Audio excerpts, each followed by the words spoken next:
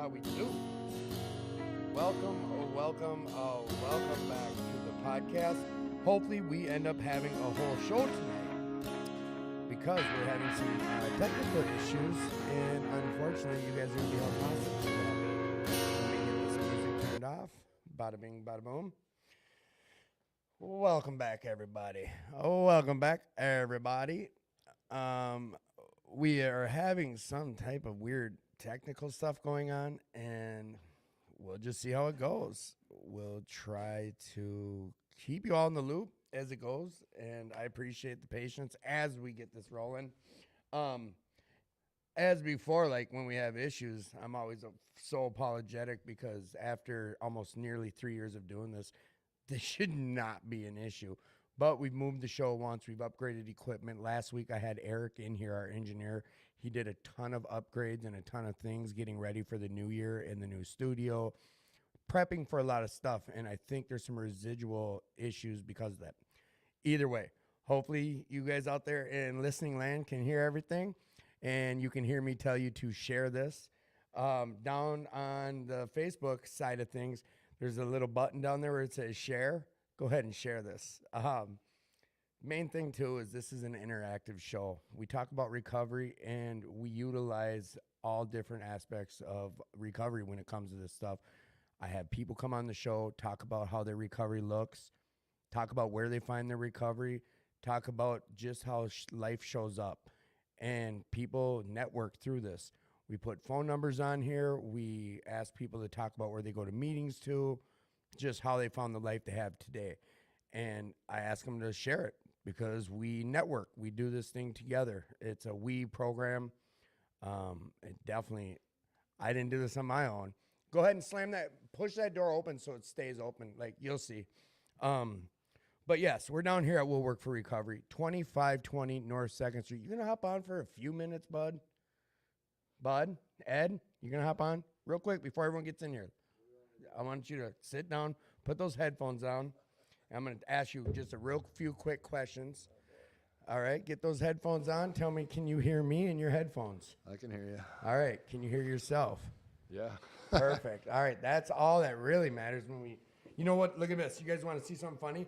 I've got headphones in, and look at, wondering why I can't hear nothing. So, Eddie, or who are you, sir?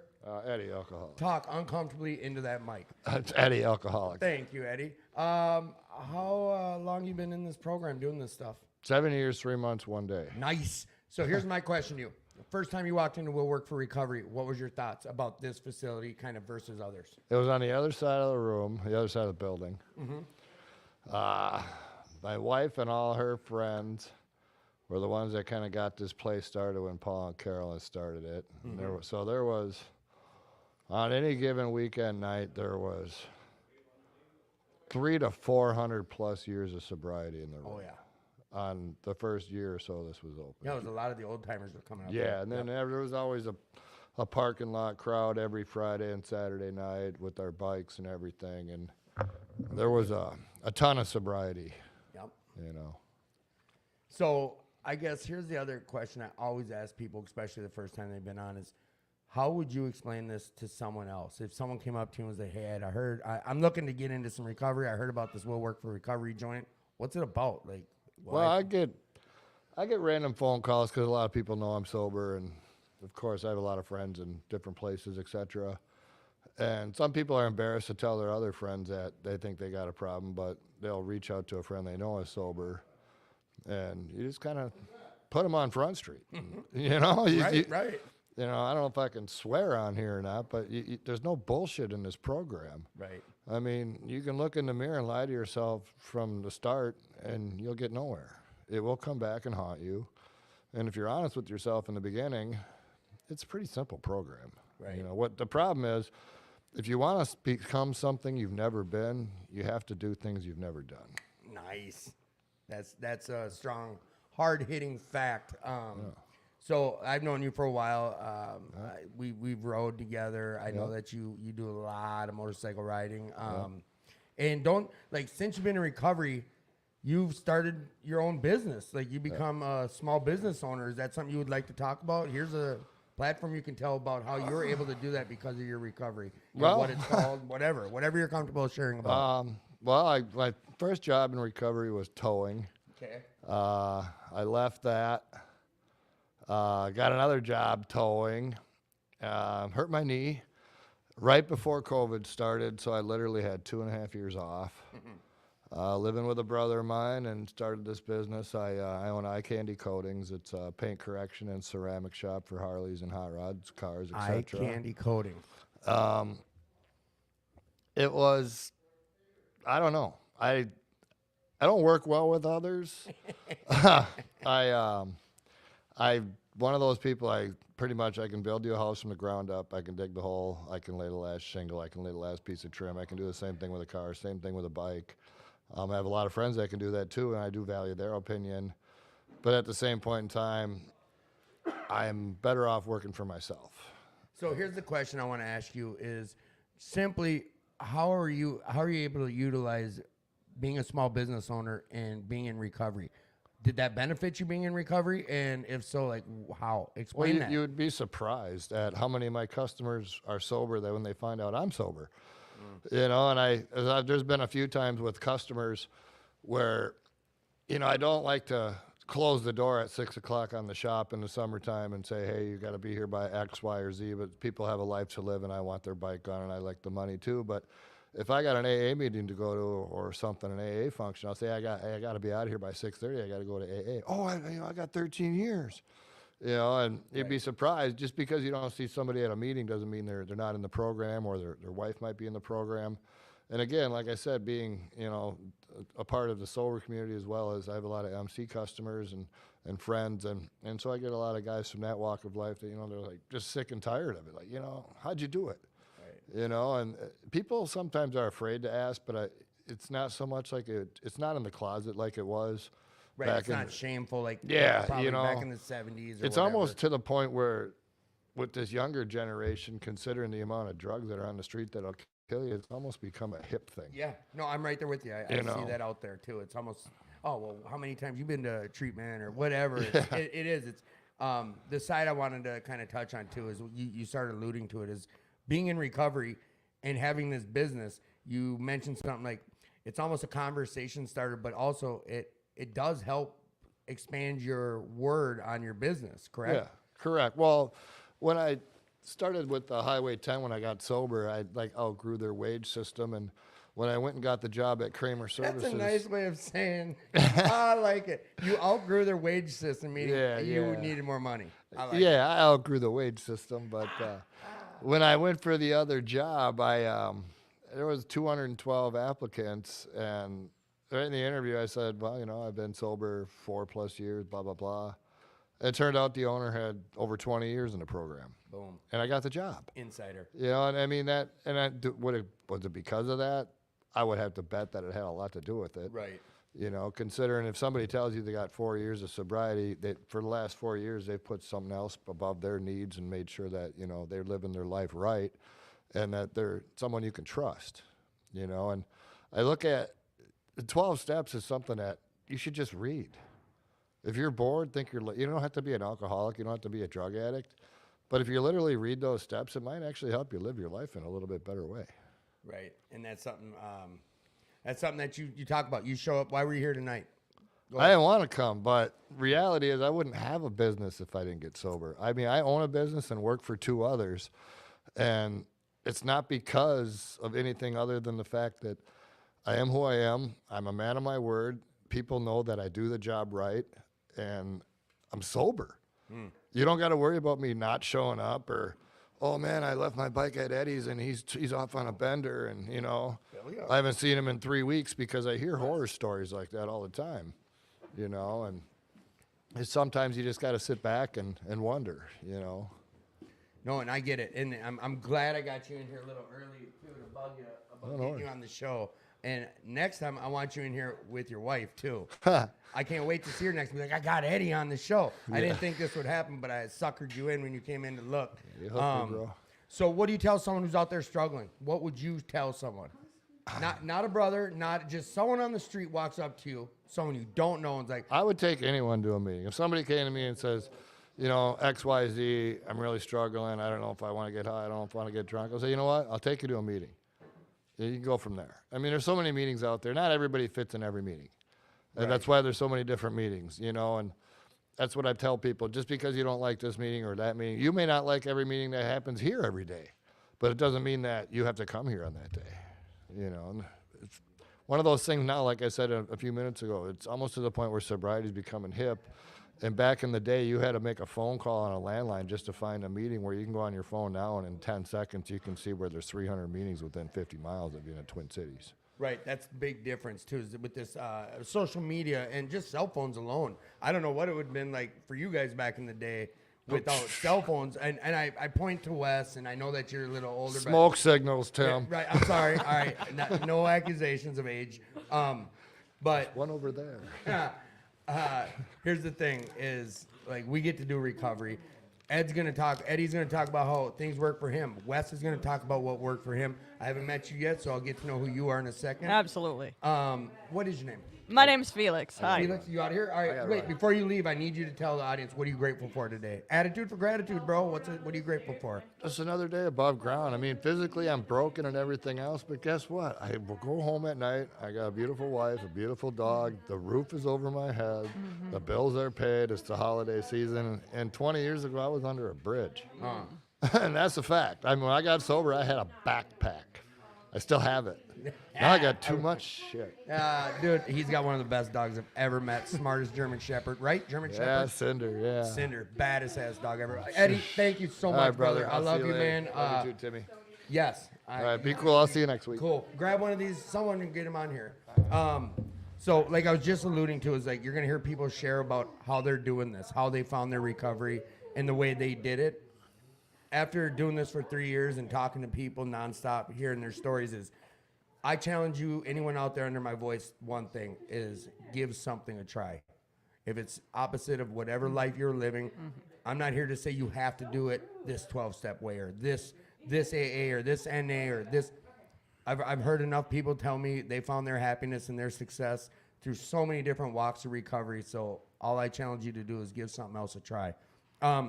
Eddie was in here, and I knew I wasn't going to get him for long. That's why I hopped him on. So real quick, before we get any further with my two other guests right now, 2520 North 2nd Street. That's where we are having this podcast at. That's where we have it at every Friday. Feel free to come on down here and check it out. Come get on the show. You're going to hear us talk about places like 2218. That's over on 1st Avenue South. We talk about places like Serenity Village. We talk about New Hope, Alleno, Blaine, Alleno, Fridley, Alleno. You're going to hear people talk about a lot of places that they find their recovery. Give it a try. If you have questions, go to the comments, write down any questions or concerns you have, anything I might skip over, anything you have that you want to hear from our guests, just post those questions. Again, 2520 North 2nd Street. Come on down and check out the show. And every day of the week, we've got stuff going on. Every day of the week, we've got meetings. We've got, I know there's a Bible study on Sundays. There's a men's and a women's meeting on Wednesdays. Every morning there's a structured AA meeting here. We have tons and tons. Thank you, bro. We've got tons and tons of stuff going on here at Will Work for Recovery. Just come check it out, man. Come check it out. Otherwise, check out one of these other places. As I say, I always fall back to the same thing. Is like give something else a shot if you're out there struggling. And the last thing is, if you are out there struggling, if you're not sure what to do next, just know that you're worthy. You deserve to find some happiness. I got a scroller going across the bottom of the screen. Utilize those phone numbers I put up there. If you're having some like self-harm thoughts, dial 988. Please reach out to anyone who's on here. You can use this message board as a network system. Fight for yourself. Fight for your recovery. You're worthy. If someone hasn't told you today, let me be the first. As I love you, you are loved. All right, let's get to the show, boys and girls. Who are you, sir? I'm Wes. Welcome back, Wes. Get as close as you uncomfortably can to that mic. And again, who are you? My name's Felix. Hi. Felix, welcome to the show. I've had Thank you. Wes on once. I've never had you on. And Tim's about to come sit down as well. How do you know about Will Work for Recovery, Felix? Man, I came to the city about October 9th, right? And I'm like looking for meetings. I went to inpatient and I came to outpatient and I asked around. I'm like, hey, where are the good meetings? And they're like, Will Works, man. You know, like they got a meeting every night, 7 p.m. and my favorites personally are the Thankful Thursdays, Thankful Thursdays. Monday Nice. Night Spirituality, and Raffle Night. Oh, night. That's tonight, right? Raffle night. Yes, it was, Did and it you, was did wonderful. you name these, or is that what they called? I don't know. You know what? That's what I call them, Nice. and that's a good basis for what they are. So. No, you know what? We're gonna start implementing those names. I love it. I've never heard it called like raffle night because we do give out a ticket. Yeah. They call your number. You can share. I love it. I love it. So, when you were told about this place, what did they gear you up? Was it anything like you expected when you walked in? And tell me about that experience when you first showed up. Well, honestly, this is way cooler than I expected. Like, I walked into this meeting. I've been to a lot of meetings over the years. For me, my use started when I was 9 years old. Okay. I had 12 years of use and 12 years of clean time, and not consecutively, mind you.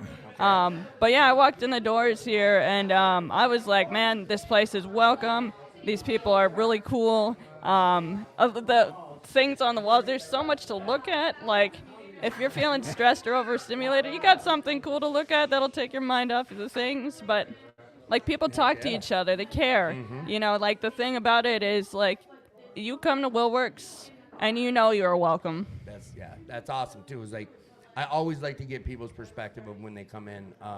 I think it's important for people who've never been here just to hear so many different views of this place. I had one guy say, if you could take my brain and flip it inside out, it would be the walls that will work for recovery. Like, I've heard some people say it's the trap house without the trapping. Yeah. Like, it's just, and you know what? Some people, you got to understand, like, Monday, Wednesday, and Friday night, it's large, very large meetings. Mm-hmm. Tuesday and Thursdays are much smaller. So if there's, just take that into consideration. If you're worried about a lot of people, come check out a Tuesday or Thursday meeting first. Like, it's awesome. Come check it out. What do you tell someone out there who's struggling? Well, there's always hope.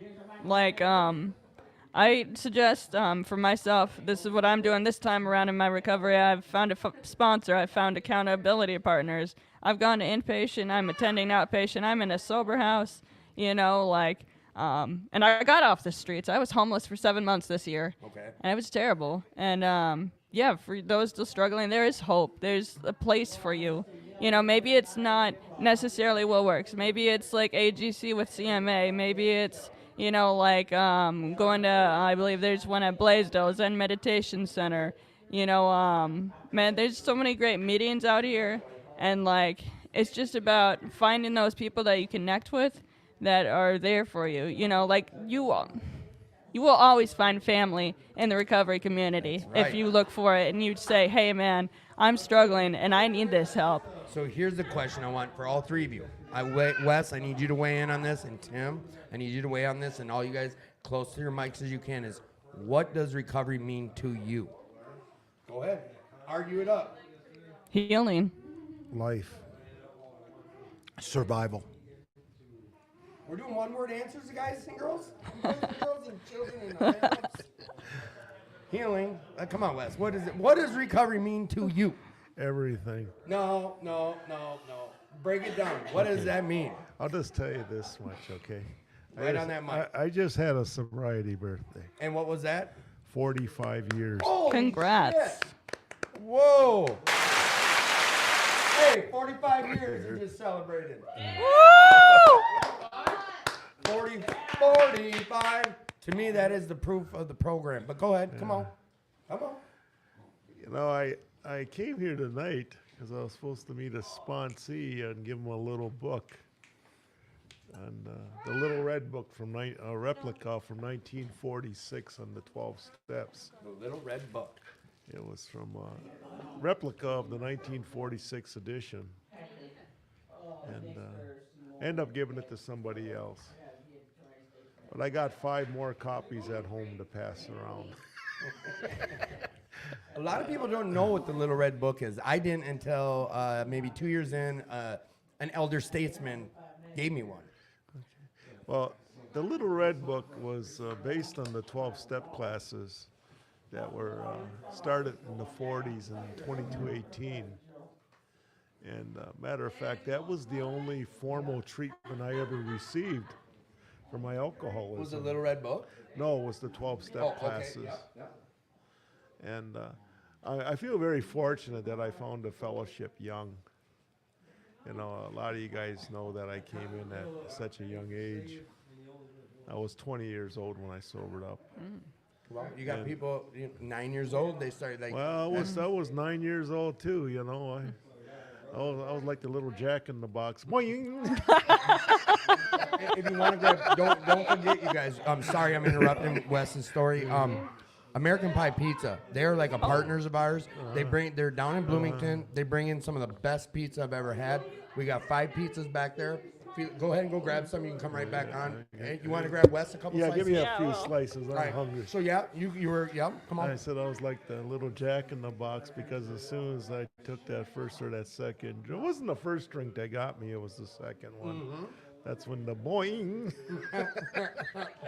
Yeah. and I chased it, and I didn't drink again until I was 11, but by the time I was 14, I was hooked. I was drinking to the excess of blacking out, Yeah. and I crossed that line, and it was a quick walk down to hell, to the bottom of the hell. Right. And by the time I was 18, I was at the bottom. And I know when I look back at it, I wouldn't have lasted much longer. I'm pretty sure I probably would have took myself out. But I never expected this. You know, when I came back in out of the hospital in 1979, I got released from the hospital. I sat in a meeting and I really didn't know if I was going to be making it, man. I felt so defeated. You know, I didn't know if I was going to be there 30 days, 90 days. But I really took it down to one day at a time. You want to elaborate on that? What we all hear that one day at a time, and everyone's got their own story with that statement, which I do too. It didn't click right away. What do you mean by that? You've got 45 years, but you took it down to one day at a time. What do you mean? Live your life one day at a time. You know, nobody comes in here happy. At least I didn't. Yeah, no winning streak. I was one miserable young man. I never thought the darkness was ever going to leave me. You know, I mean, pain and despair was my constant companion. Okay. But I believed that what people were telling me. And I was very fortunate. I found others that really gave a damn about me. And they kept telling me, it will get better, Wes. It will get better. You know, and they told me also, I didn't get this way overnight. I mean, come on, man. We've been knocking the hell out of ourselves with drugs and booze for years before we get here. And it's not going to change overnight for us. Right. You know, I can remember my very first year in sobriety, my emotions were just stretched and broken apart, man. I was like a little rubber ball bouncing up and down, you know, emotionally, feeling good and feeling sad, feeling good, feeling sad. But it did even out. It really did. And it got better. It takes time. You got to give yourself time. Here's something someone told me. It was about 3 years in. I was really struggling with some thoughts that were popping in my head. And, you know, it was tearing me up. I'm doing this program. I've got a sponsor. I'm working steps. At that point, I already been through the steps, and I'm working with sponsees now. But my brain still thought that some solution was in a needle or in a pill. And I went to one of my sponsors at the time, someone that I confide into, and let him know, like, hey, what the fuck? Pardon my language. It was like, what the fuck? It was really tearing me apart. And he said, Tim, how long you been sober? How long you been clean? And I told him, 3 years, 2 months, 8 days, da-da-da. How long did you use for? Well, about 18, 19 years. He said, did you think in 3 years you were going to get over what you built up in 18 plus years? At that point, it clicked. Like, give yourself a break sometimes. It doesn't happen overnight. Well, you know, the obsession, it does leave you, but a part of it sticks around. You know, it's like it's branded on your mind, man. It's like they brand cattle to mark them. Well, I think that's kind of like with this disease. It stays in your mind, the obsession to take that drink. It gets less.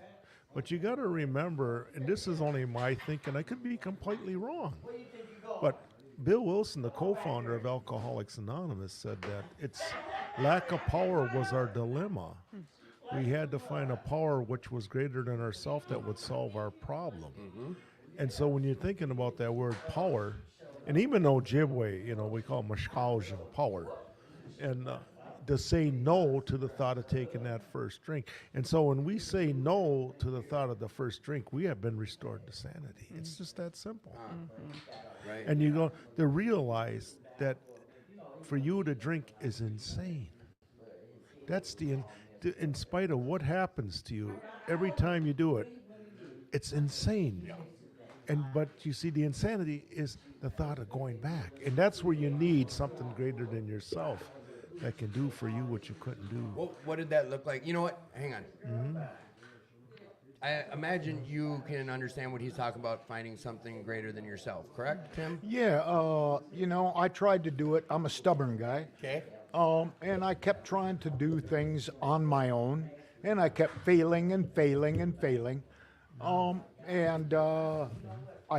tried AA a couple of times, and it just was not the right meeting, I guess. But being stubborn, I kept trying it again and again until I found the right meeting. Okay. And it was at 2218, 7 o'clock men's meeting on Friday nights. Okay. And I looked around, and everybody was really welcoming, but everybody was skeptical of all the people that come in the door too, because most people fail at their first try. But I decided I wanted what these people had, and I didn't back off. I kept going back again and again and again.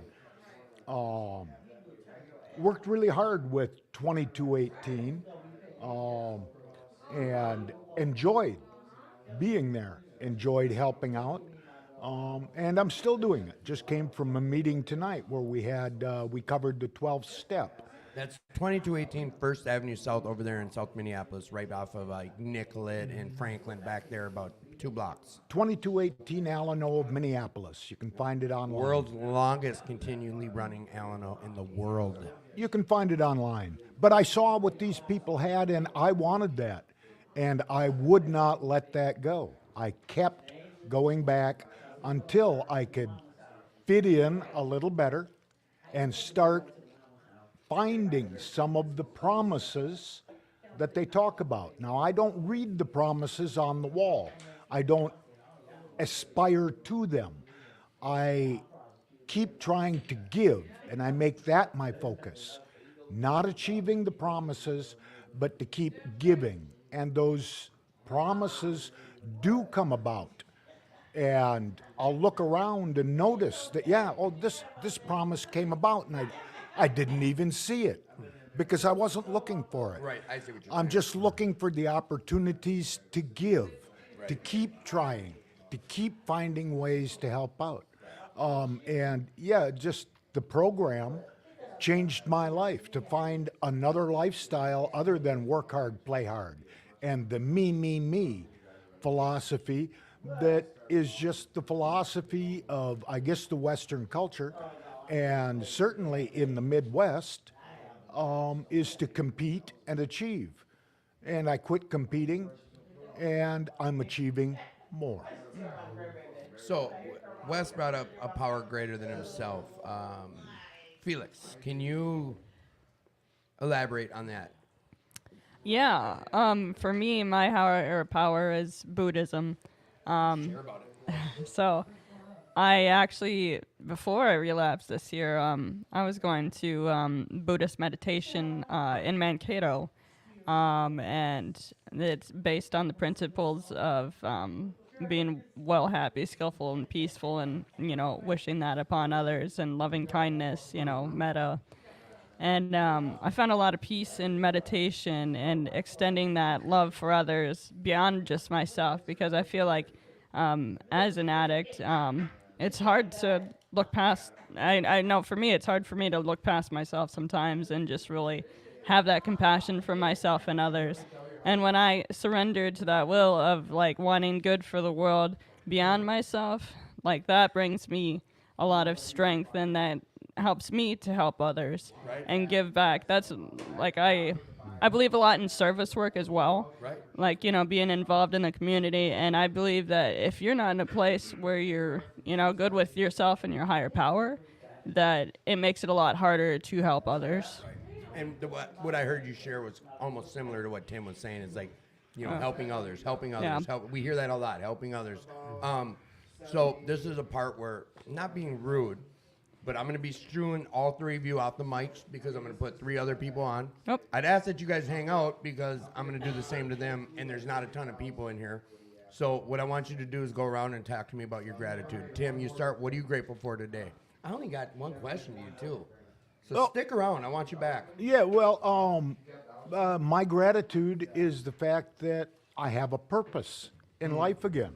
When I was chasing after fulfilling my own needs and wishes and desires, I guess needs doesn't even fall in there, just my own wishes and desires, I would achieve them and I'd still feel empty, or I would fall short and feel even more empty. But by extending myself, offering myself to help others, I never feel empty. Whether I'm successful in helping someone or not, I know that I was there for them and offered myself, and they will take advantage of it now, or they'll take advantage of it at another time. Or maybe I'll just plant the seed that'll help them further down the line. And that gives me reward right there. I no longer feel empty. There's always some place to help, some way to go about offering myself. And maybe it's just a smile I give someone in passing on the street, holding a door for someone, something simple.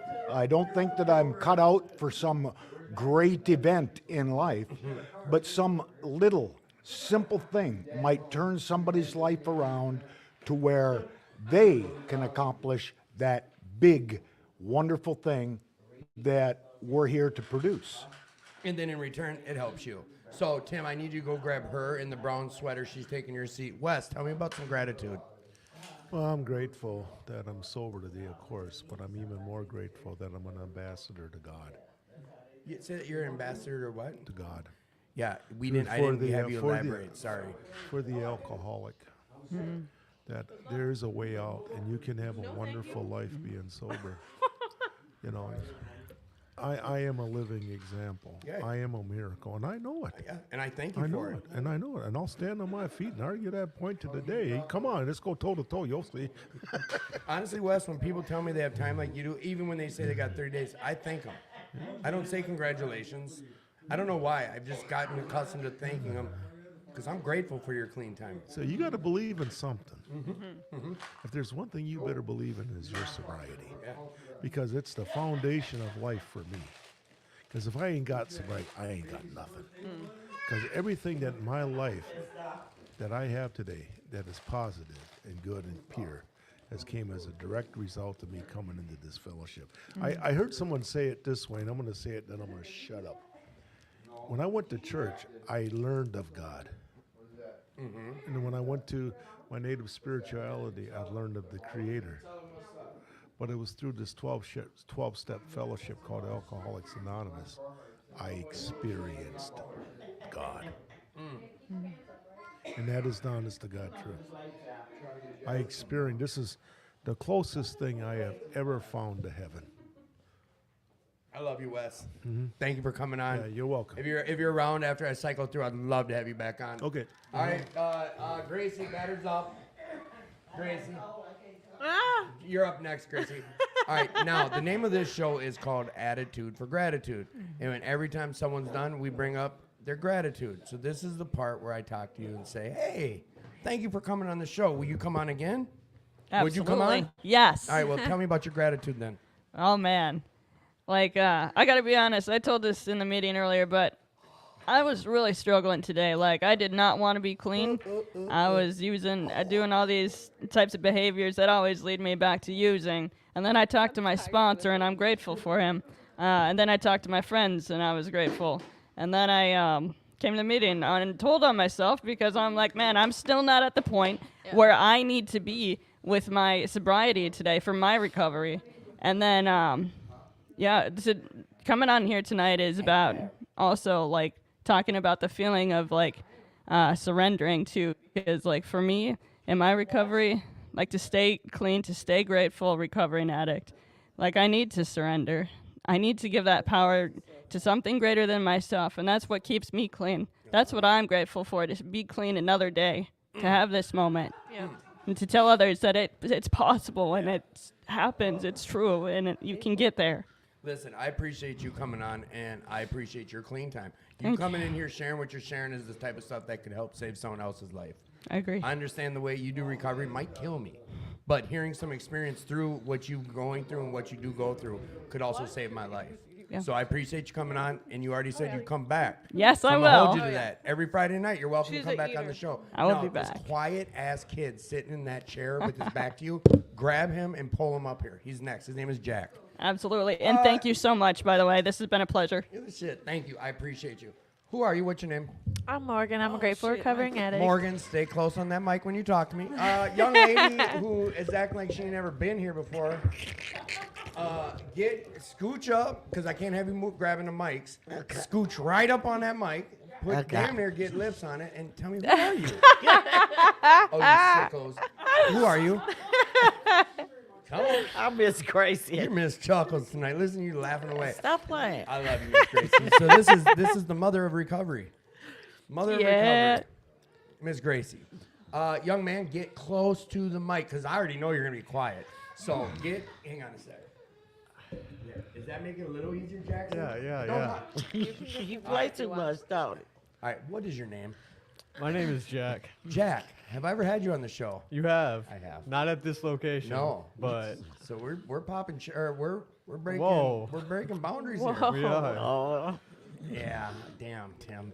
How long you been doing this recovery thing? Mama! 4 years now. 4 years. What do you do when you're struggling nowadays? I mean, the main thing is reach out to other people. Use my recovery community. What do you mean? Tell them my first thoughts of the situation and bounce ideas off of them. It depends on what it is, I guess, but... So let's just use an example real quick, because I'm going to beat you up on this, but not really. Just I'm grateful you're on here. Like, I'm telling you, you guys don't understand. 3.5 years ago, this kid would have... I'd have needed a crowbar first to get him out of his house, and another crowbar to get him out of that chair to even get up here, and now to share.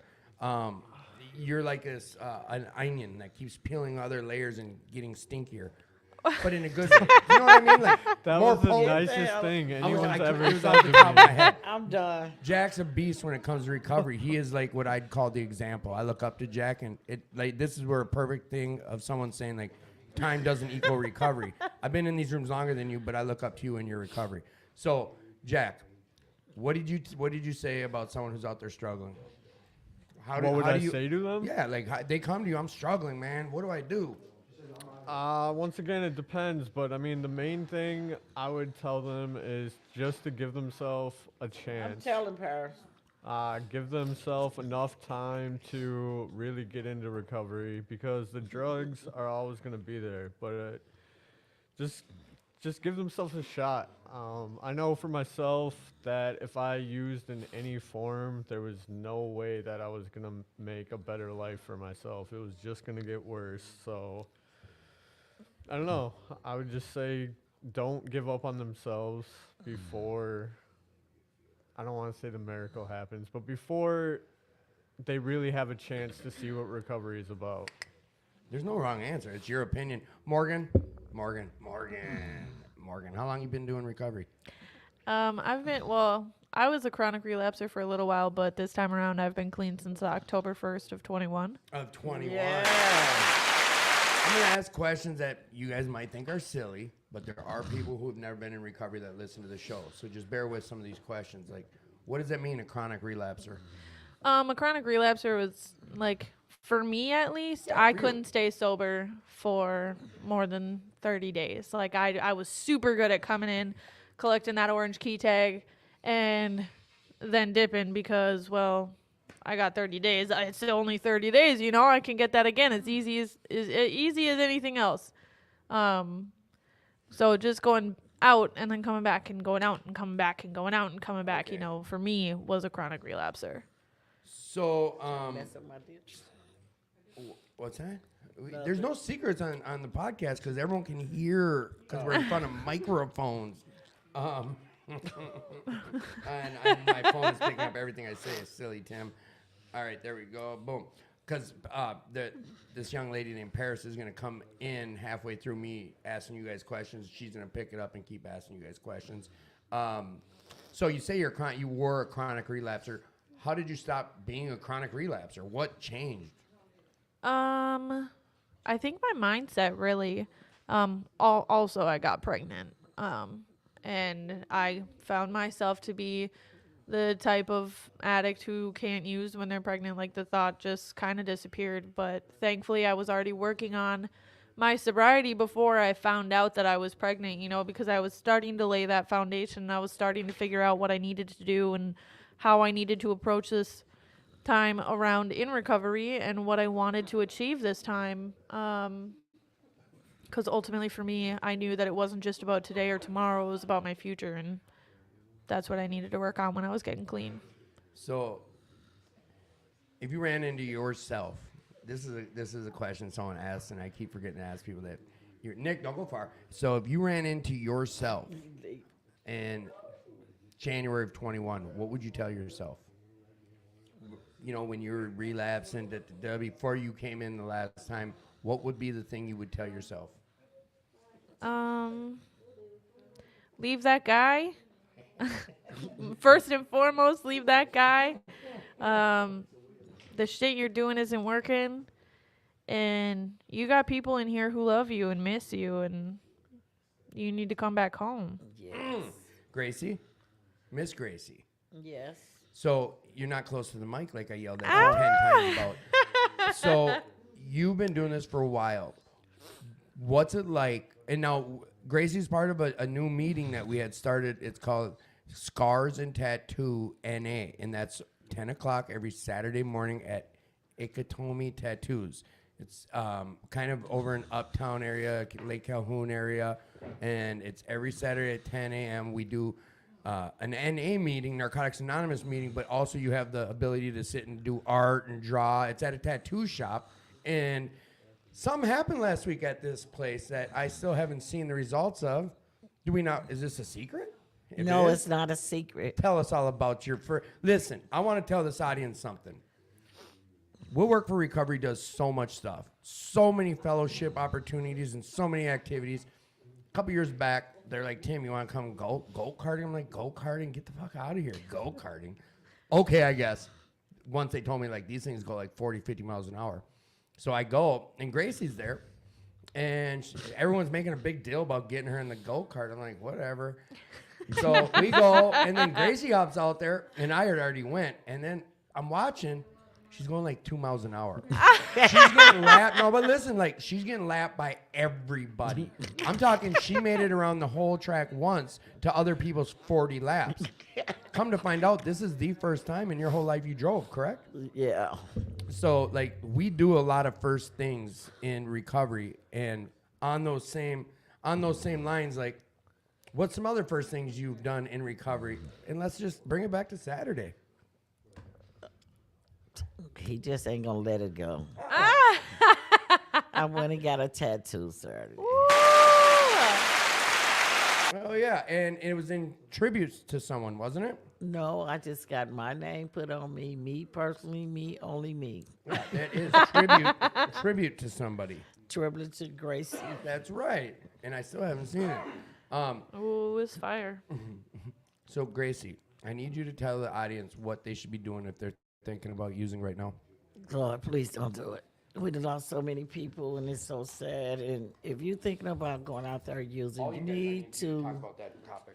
come here or wherever you need to be, call someone, talk to someone, you know, show them that you really care and be there for them. You know, everybody needs some help every now and then, and this is what the part we look at, help. So this is what we are doing for recovery. They're talking about what's the topic, Gracie? What were you sharing about? So she knows. But the other, you two are all going to talk about this. Come on. Hello. Interaction, boys and girls. Jack, your turn. Don't make me nervous, you guys. Yeah. My dad says he loves you, Miss Gracie. I love him too. I love you play. There's my girl. You're gonna finally come get on the I mean, phone? I'm just gonna piggyback off what Miss Gracie said. Find someone who has had a similar situation, and find people who don't want anything from you besides you to do well, and try to relate that way. Yeah. A little more enthusiasm, boys. Yeah, come on. Say it with your Come on. chest. I just said it. I'm not saying it again. All right, what about you, Morgan? I don't know. Them drugs don't love you. The dealers don't love you. The streets don't love you. And you're not doing anything for yourself if you pick up right now. And I know that it might be the only thing that's going through your brain right now, but I'm telling you, there's other answers that you can find if you look hard enough. There's people who love you if you look hard enough. There's worth all around you if you look hard enough. Right.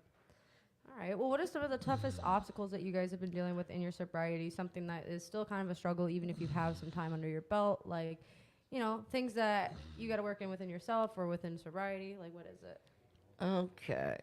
For me, I have to keep doing what I've been doing to get where I'm at today. I have to keep interacting, keep going to my meetings, doing step work. Just have to do the same thing. You can't change anything, because when you start changing stuff, that's when you start slacking. You know, get comfortable, too comfortable or cocky, then you forget where you came from. And I have to remind myself every day I'm an addict, and I'm going to be an addict to the day I die. So that's why I keep on doing this thing the way I do it, because I can't see it no other way. All right. How about you, Jack?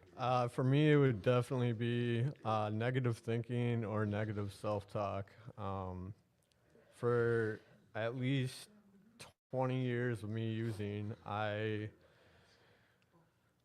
did things that weren't esteemable. I did things that I wasn't proud of, and I picked up this image of myself as being a bad person. So I have to, you know, basically learn how to think in a different light and be more positive about things, because if I have a negative attitude going into a situation, it will usually turn out that way. And if I can just give myself a chance and not be so hard on myself, it usually turns out a lot better. And someone pointed it out to me,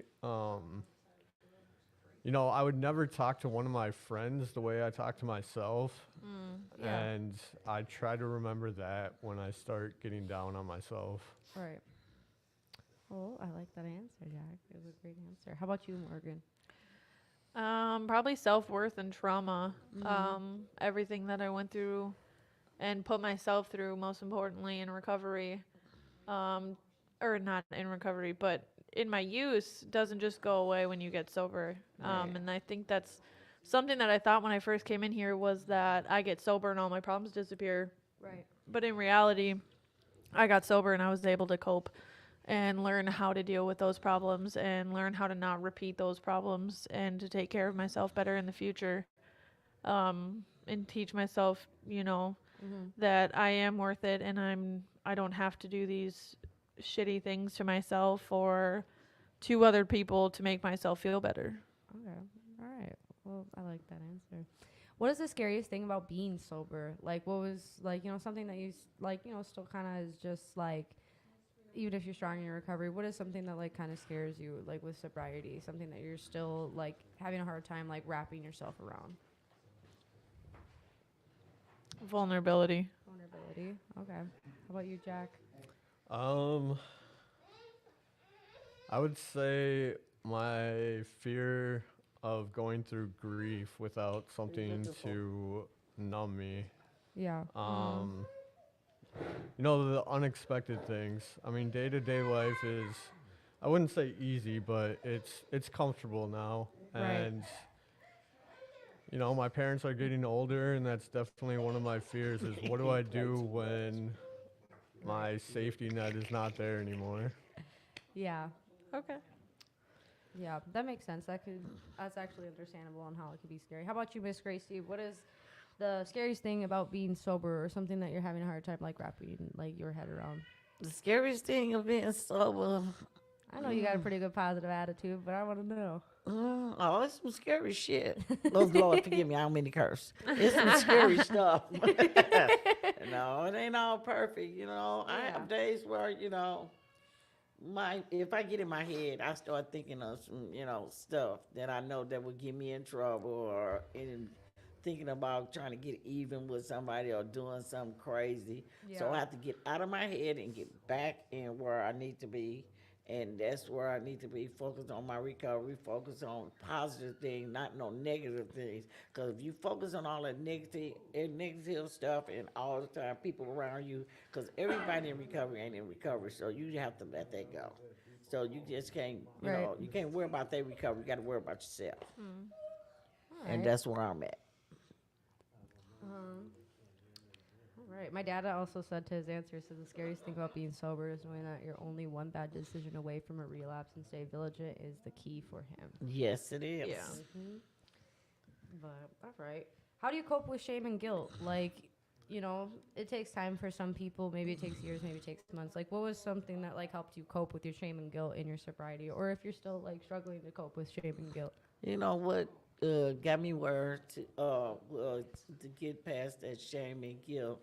Because for one thing, you know, my mom always told me you never can change what's happened in the past, and it's never gonna change. What you do is work on what's in front of you now, and look what's coming towards you, the future or whatever you have going on. Because if you know the shame and guilt, you know, I had a little shame and stuff. Me being out there using for so long, you know, Yeah. that was a disappointment to me and my kids and my family. You know, Right. so I had to learn how to love again and wait for them to trust me. It's one for me to like, okay, I'm sober, y'all, I'm good, come on in. It don't work like that. Yeah. You got to let them come to you and, you know, feel where they comfortable at. And that's why I keep telling people, because you get clean, everything is not going to come back on no platter. Right. So don't expect that. Well, yeah, it takes time to get all those things back. Yes. Especially from any source, if you're a mother, a son, or a father or daughter. Yes. Yeah. I get that completely. How about you, Jack? How do you cope with shame and guilt? Guilt. Let's just make a whole new word. Jilt. How do you deal with jilt? Yeah. With guilt, huh? Y'all play too much. It was for me, it took a lot of time to get over that, and I still feel guilty about things that I did when I was using, for sure. But I had never had a substantial amount of sober time before this last time getting sober, but So proud of you, by the way.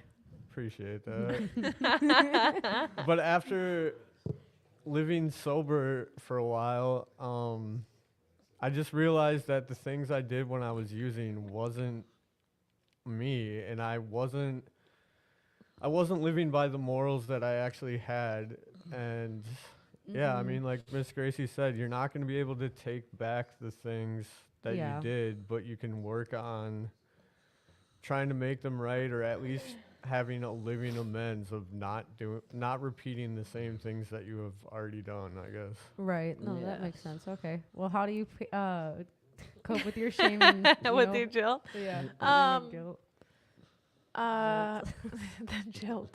I think for me, it mostly comes from like trying to be a better person now, and knowing that the past is a past, and you know, something that's written in the AA promises you won't wish to change the past or shut the door on it. Yeah.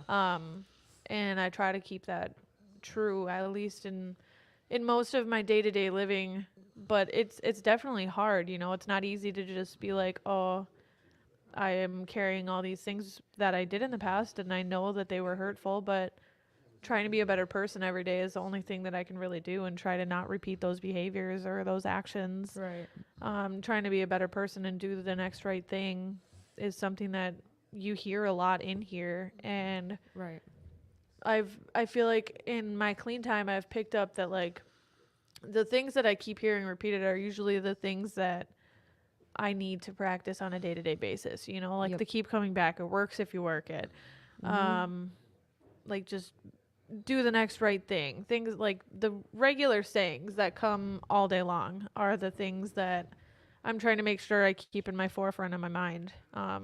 Because it's hard when you start to think about the past and when you start to think about like actions that you've done wrong, but like ultimately the past is the past, and if I just carry that with me every single day, I'm not going to be able to grow. I'm not going to be able to be a better person because I'm just going to think about, oh, I'm a bad person, I don't deserve these things, or I did these things wrong, so I shouldn't be able to do the next right thing because I'm a terrible person, you know? And it's just not a positive place for me to be. I just try to stay in a different mindset, I guess. It's good. I'm happy to hear that. You know, it takes time to get over those thoughts, and even then, it's like as many years, months, or weeks we have, it's still something that we struggle with for sure. Oh yeah. What are some hobbies that you gave up because of your addiction? Something that you enjoyed, but it just put you back in a place of when you were using. What a hobby I gave up? Yeah, like Hanging out with old friends. Yeah. And that's I had to get rid of them. And once I got rid of them, I was at peace. yeah. For me, it was like kind of like just being out all the time, like not Yeah. having a place to really go and just figuring out a place to go. And so I had to stop that. I was like, all right, I at least like think about what I'm gonna do before I leave my house. You're right. Yeah, because like we had a gas I leak got in a my house. routine now. Yeah, exactly. Because what was it? We had a gas leak like a few months back. I told you about this, and like whole day was just like blown. I was like, dude, what do I do? Yeah. I was like, I just want to sit in my house, but like I'm gonna like die. I was like, so, I was like, I was like, you know, I gotta leave, and so I just tried to make plans and figured it out. Ran some errands that I needed to get done. So, how about you, Jack? What are some hobbies you gave up because of your addiction? Because of my addiction, or once I got into recovery? Because, like, it says literally right here, because of your addiction. Maybe gambling, too. I was like, that's a good one for a lot of people, okay? Oh yeah. Yeah, I don't know. I don't know. I mean, everything I did revolved around drugs or alcohol. So, I mean, You just had to do a whole 360, basically, right? yeah, I mean, I had to learn how to do normal things again. I mean, I was homeless, living on the streets, strictly hanging out with drug addicts, and Right.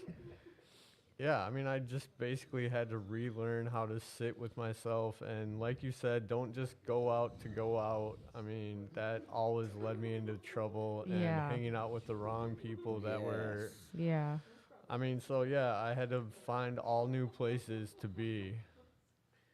And that was mostly meetings at the start. I mean, I just hung out at meetings until I met people and started to do things with them outside of meetings. Yeah, exactly. Because it's like sometimes when it's hard to like when you first get into like recovery and stuff, it's hard to find those hobbies again. So it's nice when you get to come in here and have a support system that can show you like, hey, like we can go do something and it has nothing to do. Yeah, I mean, it's crazy, like going bowling without drinking. Like, Yeah, that right, was so like- foreign to me. Like, what do you mean you go bowling? And like, Not drink. and it's yeah. uncomfortable as hell for a long time for me. Right. But I mean, once you do it enough, it becomes a new habit. Yeah, exactly. Just retraining your brain into something different. How about you? What are some hobbies you gave up because of your addiction?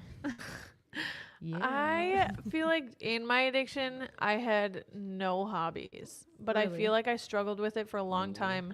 Even when I was younger, like I never really had hobbies. I kind of just jumped from thing to thing, other than like the only consistency that I really had of like things that I like to do my whole entire life is read. Like Okay. I played a little bit of softball here and there. I tried volleyball, you know, Yeah. like I Try tried to be a sport everything. person. Yeah, I tried. I tried so hard to be a sport person, but I just couldn't. I didn't care. I'm not fast. I just didn't Yeah. work. And then in my addiction, it was like I didn't want to do anything ever.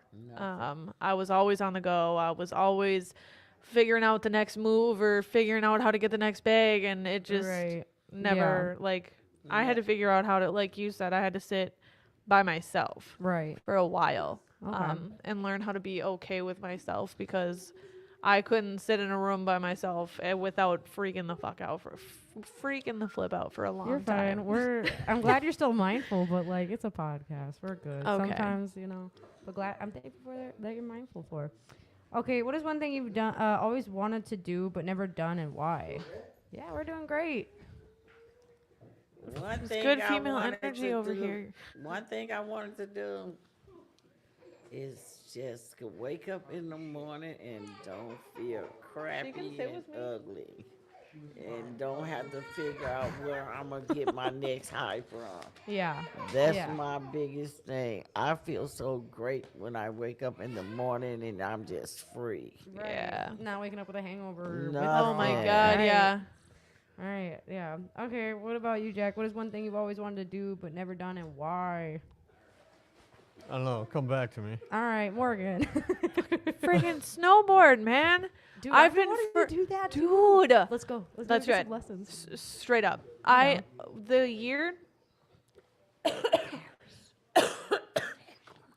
The year that I was getting sober, this time around, I like had this whole plan that I was gonna take the winter and like designate the winter to learning Yeah. how to snowboard.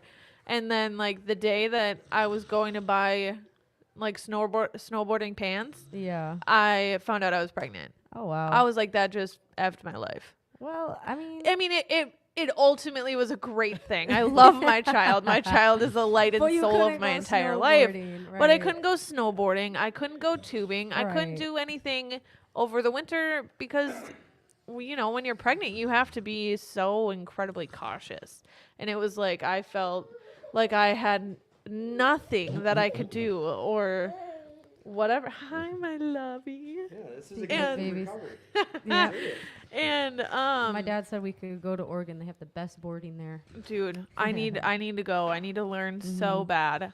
And now this year I'm not pregnant. I'm not gonna be pregnant, and I'm gonna learn how to snowboard. No, you're good. All right, cool. I just want to ask. Also, Miss Gracie, I just want to ask Gracie you. and Jack are probably ready to cycle out when they are. Yeah. Throw the man on here. Okay, yeah. Well, Jack still has to. You're not done. You have the question still.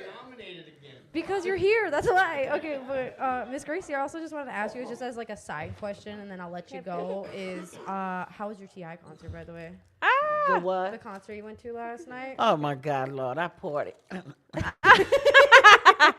Awesome. All right, what are you grateful for, Miss Gracie? And let I'm you so go. grateful for having all you guys for this 5.5 years. I have an amazing recovery family, and I love all of y'all. We love you too, Miss Gracie, and thank you for being my sponsor. All right. All right, Jack. What about you? What is one thing you've always wanted to do but never done, and why? No. I don't know. That's a hard question because I started using when I was 14 years old, Right. and that just I didn't think of things outside of using that Thank I you. wanted to do. But I mean, in recovery, I have done some of those things. Okay. One bucket list thing was to go skydiving. I got to go skydiving in recovery. Mm-hmm. Yeah, I don't know. I don't know. I mean, you still, because of the grace of being sober, you still have so much life to live, and that's one thing Right. to be grateful for. So you can still figure out Right. what So you now, want to do. yeah, now when things come up, I definitely have the choice to do them. And That's I mean, okay. I just got so What you have? I had such bad tunnel vision of just drugs and alcohol that like that's Right. all I really wanted to do for A very decades. yeah. And now that it's different, I don't know. Right. It's, I You have a different lot more outlook on it. options. Yeah, for sure. exactly. That makes sense for sure. Well, You know, I hope you still figure out what you want to do. Those things that you've never done. What are you grateful for, though, Jack? And I'll let you go. I'm not gonna hold you hostage. I'm Even though, grateful. like, already kind of. He's stuck. I'm grateful for a lot of things. The main thing that I was terrified of when I was using is that my parents wouldn't get to see me sober. And rebuilding that relationship is definitely at the top of the list of one of the things that I've gotten from recovery. Awesome. But also having friends that don't want anything from me. Just want you to be the best. Yeah, just, you know. That's awesome, Jack. I'm happy for you. Well, thank you for coming on the show. I know you're not that big of a talker, so I appreciate it for Not sure. a problem. All right. Who are you? I think I already know, but everybody else needs to know. My name's Eric. Hi, Eric. And we got somebody Hi, else Eric. coming on. Yeah, yeah, they have.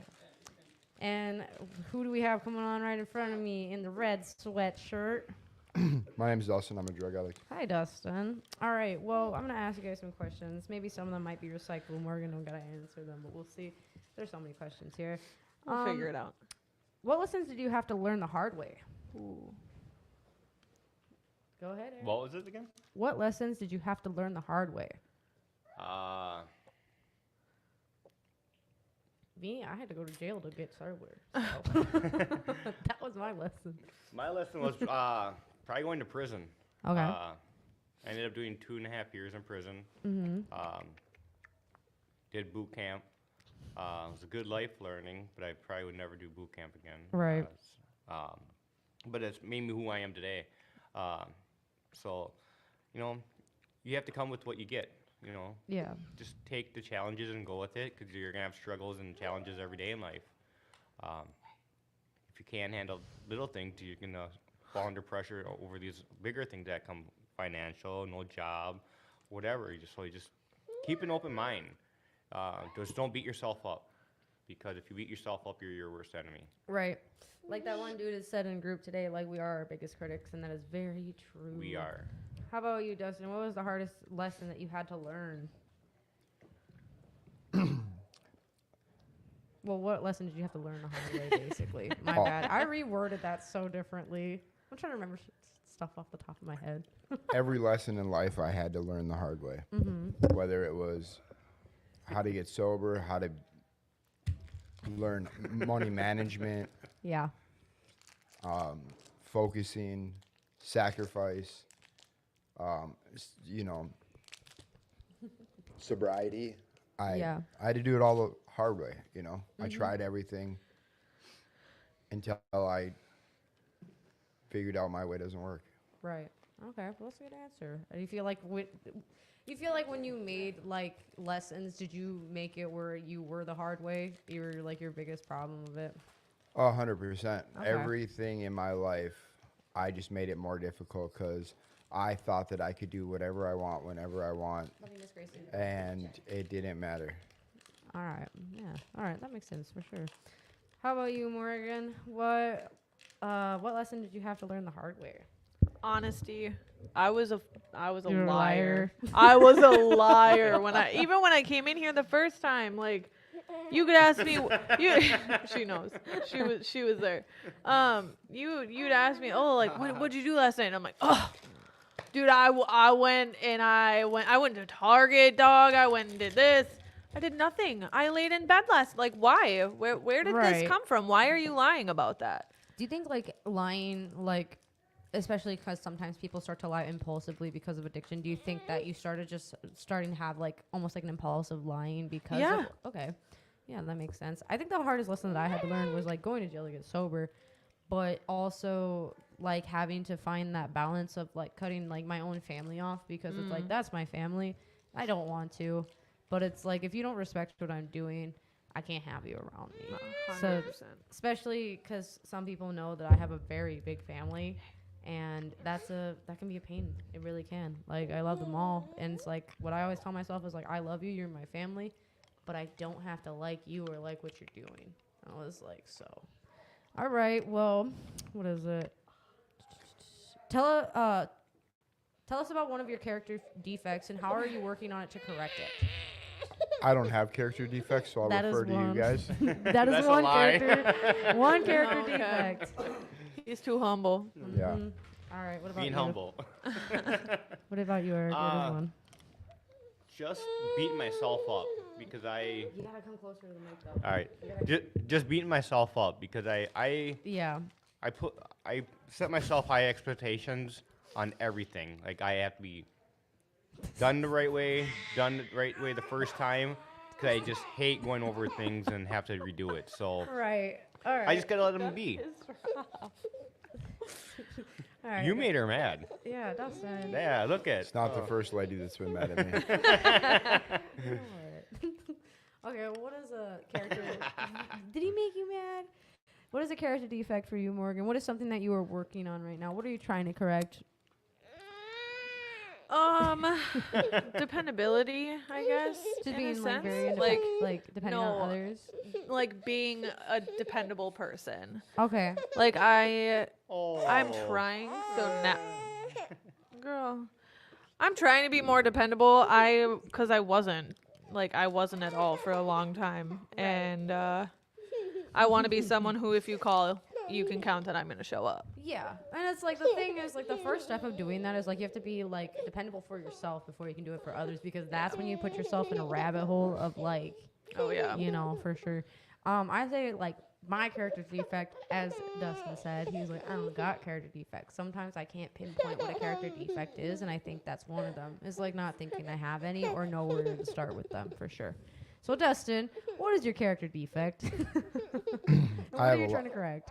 I have a lot of them. Somebody's tired. Oh yeah. I am tired, yes. It's been a long day. Yeah. Just trying to take time. Bye, Morgan. Wait, before we go, what's Nope. your gratitude? Sorry to cut you off, Dustin. I'm grateful for this place. I'm grateful for my higher power and my sponsor and my recovery network and And the baby. and being able to leave when the baby is tired. Thanks, Morgan, for coming on. Thanks for having me on. Yeah, of course. Jack, can you go grab somebody and see if anybody else wants to come on, please? They all went on, so. All right, Dustin, back to the character defects, though. You can jump on until somebody else gets here. Yeah. Right there. There's a new person. Mandy. No, she was already on. It's your turn. All right. Yeah, Mandy's always here. We love Mandy, but yeah. All right, but what's those character defects that you're trying to correct? What is one that you're focusing on the most right now? So I work a lot, Mm-hmm. and I'm always preparing for something that's going to happen instead of just being okay being still. And that's what I'm trying to work on right now, is just taking time for myself. Like something happened at work today, and I got done at like 10 o'clock, and I was pissed, right? I was pissed.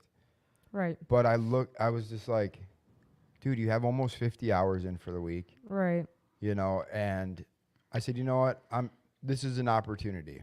Mm-hmm. So I drove down to Chaska, walked into my kid's school, said, hey, my daughter's got a dentist appointment. And then she walks into the office, and she's like, what are you doing here? I go, oh, you have a dentist appointment. She looks at me like, then you wouldn't be here if I did. Mm-hmm. And we walk out of the office. She's like, what are we doing? I said, whatever the hell you want to do, let's go. You know, and just being able to get like that time, like, you know what I mean? Like, she's 16, so it's like we don't get to hang out a lot. You know what I mean? She's Right. working, has her own life, and just those, I have to make time. You know what I mean? Like, I could have just went home and done nothing or whatever, but it was like, you know, we got to hang out for like 3 hours today and chill and talk shit and make fun of each other, and you know, that's what it's about right there. Yeah, of course. That's awesome. I'm happy you got that time with your daughter, you know? What about you? What is one character defect that you're trying to work on and correct right now? Well, I got a good one, a bit of a doozy, but for me, like when I've been in recovery before, the pattern that I have when that I always seem to come back to is, like I also struggle with sexual addiction too. Okay. And for me, I have a tendency to get involved with men, and Yeah. it kind of is something that always leads me back. I call it the trifecta. It's Men, sex, and drugs. Amen. Thank Amen. Yeah. It's like almost like sex, drugs, and rock and roll. Yeah, I mean, but it's a little less punk rock there. Yeah. slightly regretful. Yeah, but it's like, hey, at least you're Just aware prison. Oh yeah. Yeah. Of it. What comes around goes around. I mean, yeah. Sometimes more than once. Well, Oh, we got it. Well, and that's why we're here. We're here to like, We're getting spicy. yeah. just always. a tad bit. But that's why we're here, to fix those things, to see those things, and be aware of it, and try to make those situations better for ourselves, for sure. I'm gonna ask you one last question, then we're gonna switch over to him. Cool. And then, so the thing is, like, what is one thing you've always wanted to do but never done, and why? Wow. I guess like I've always wanted to travel outside the United States. I've been and I have a great desire to just go out and keep meeting people and knowing other people's stories, where they come from, what they're doing, what their Nice. life's like. So What Just- country would you want to visit if you had that opportunity I'd- first? Croatia. Oh, It sick. looks beautiful. Sick. All right. Well, one last time, what are you grateful for? And then we're gonna switch. Always like my recovery and higher power. Nice to meet you. All right. Wu-Tang. Thank you. Thank you. Oh my God. Thanks, Dustin. All right. You. Yes, you. Bye, Morgan. Oh, we're not heading out. Oh, good. You just had to head off. Oh, no. Okay. I mean, hey, if there's nothing better to do, we're all happy to keep you here. By the way, if you guys aren't aware, we keep our doors open after our 8 o'clock meeting. We are doing like movies, Pictionary, and then we have our podcast. So you're always welcome to come and join us. There's pizza, and it's just a good time. Who are you, sir? I'm Tad. I'm a drug addict. Hi, Tad. All right. Well, what is something that you're grateful for that you've gotten back in recovery? They're talking about the camera view What camera view? Where? behind you. Yeah. Is that better, people? Right. I think. He's talking about you. They're talking about you. Who? Me? Yeah. That's all Yeah. they Yeah. said. no. The camera view. I Everybody just wants to wanna know talk he's about watching. Dustin.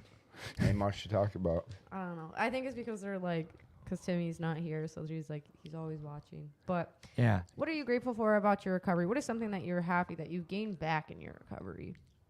Ooh, that's a good Who's one. Dave? I don't know. Donald.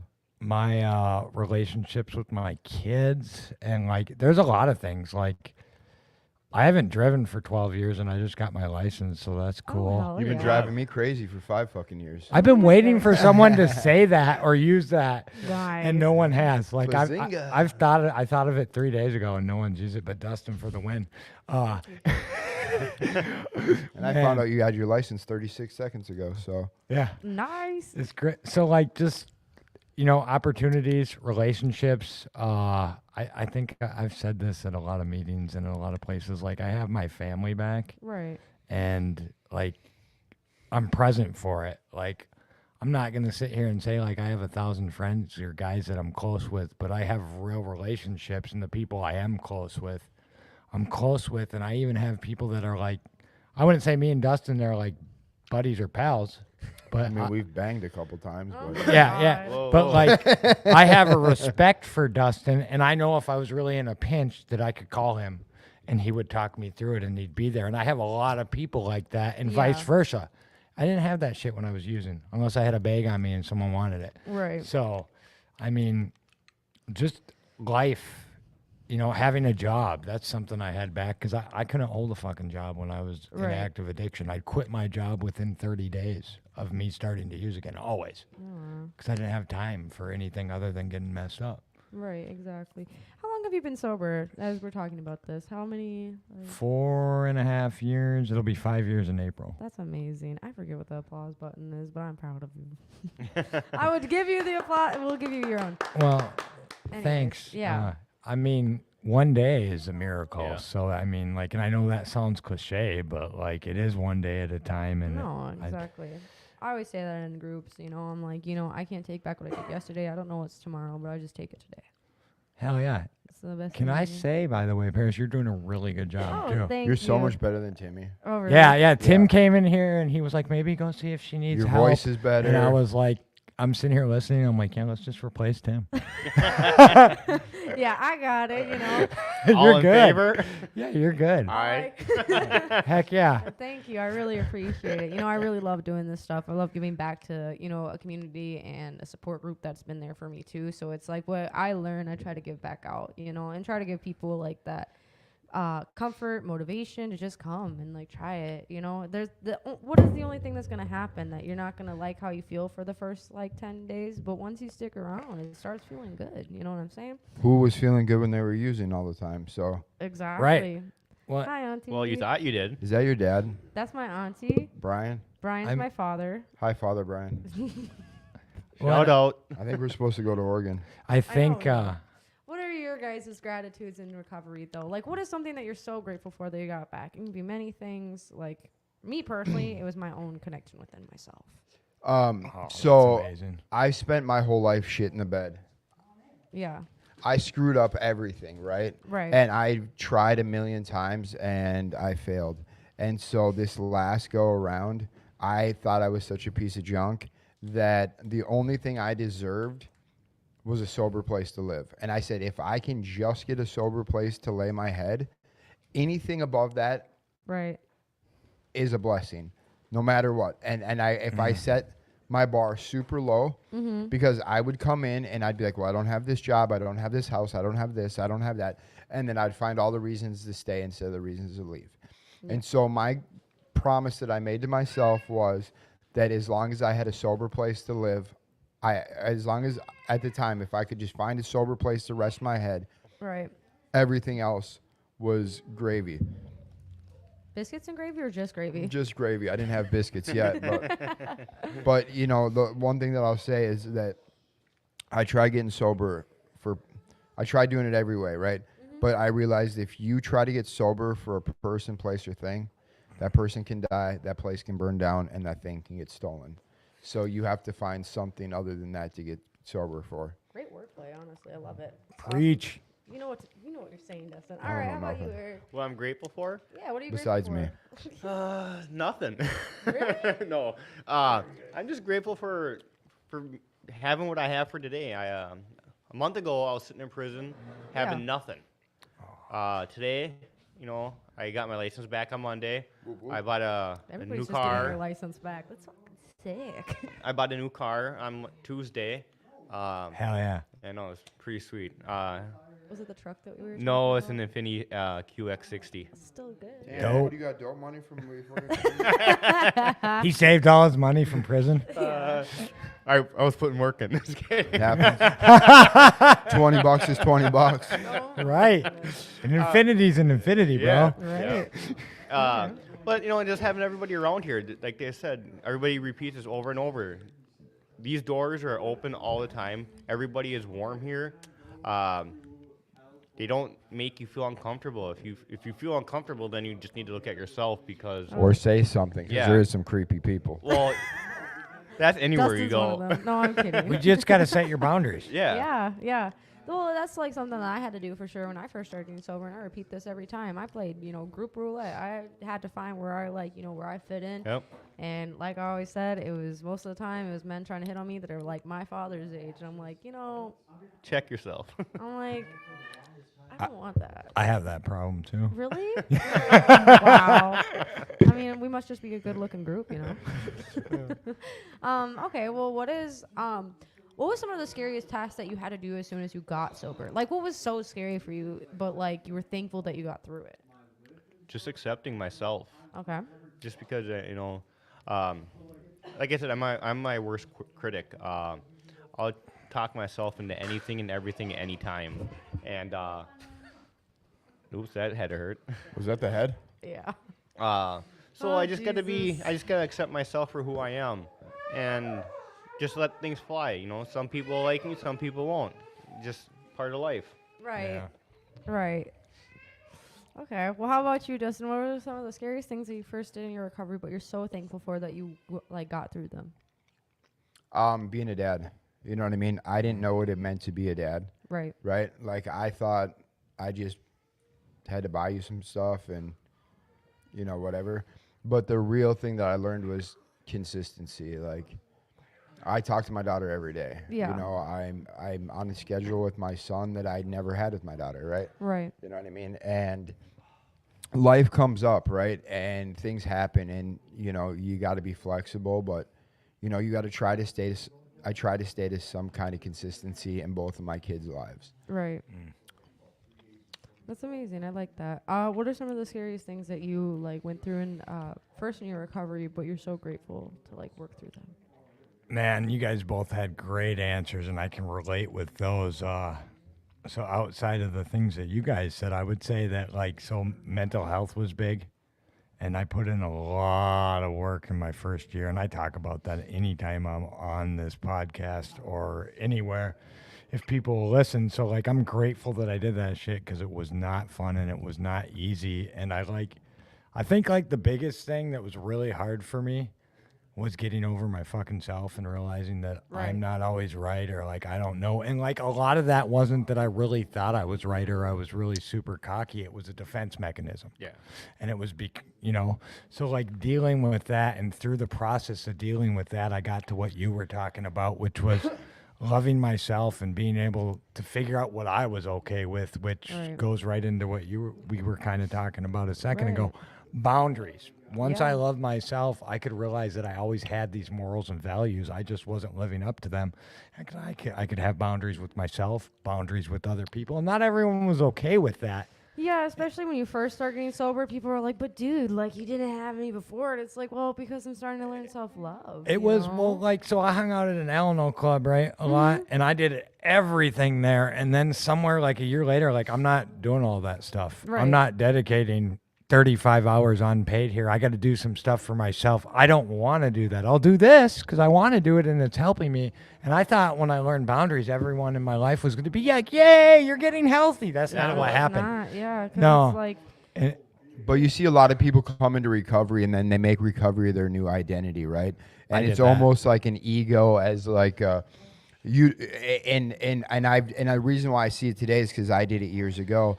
And I just had to check myself, and it was like, because to a 5-year-old kid, it doesn't matter if you're on drugs or you're spending all of your time at AA.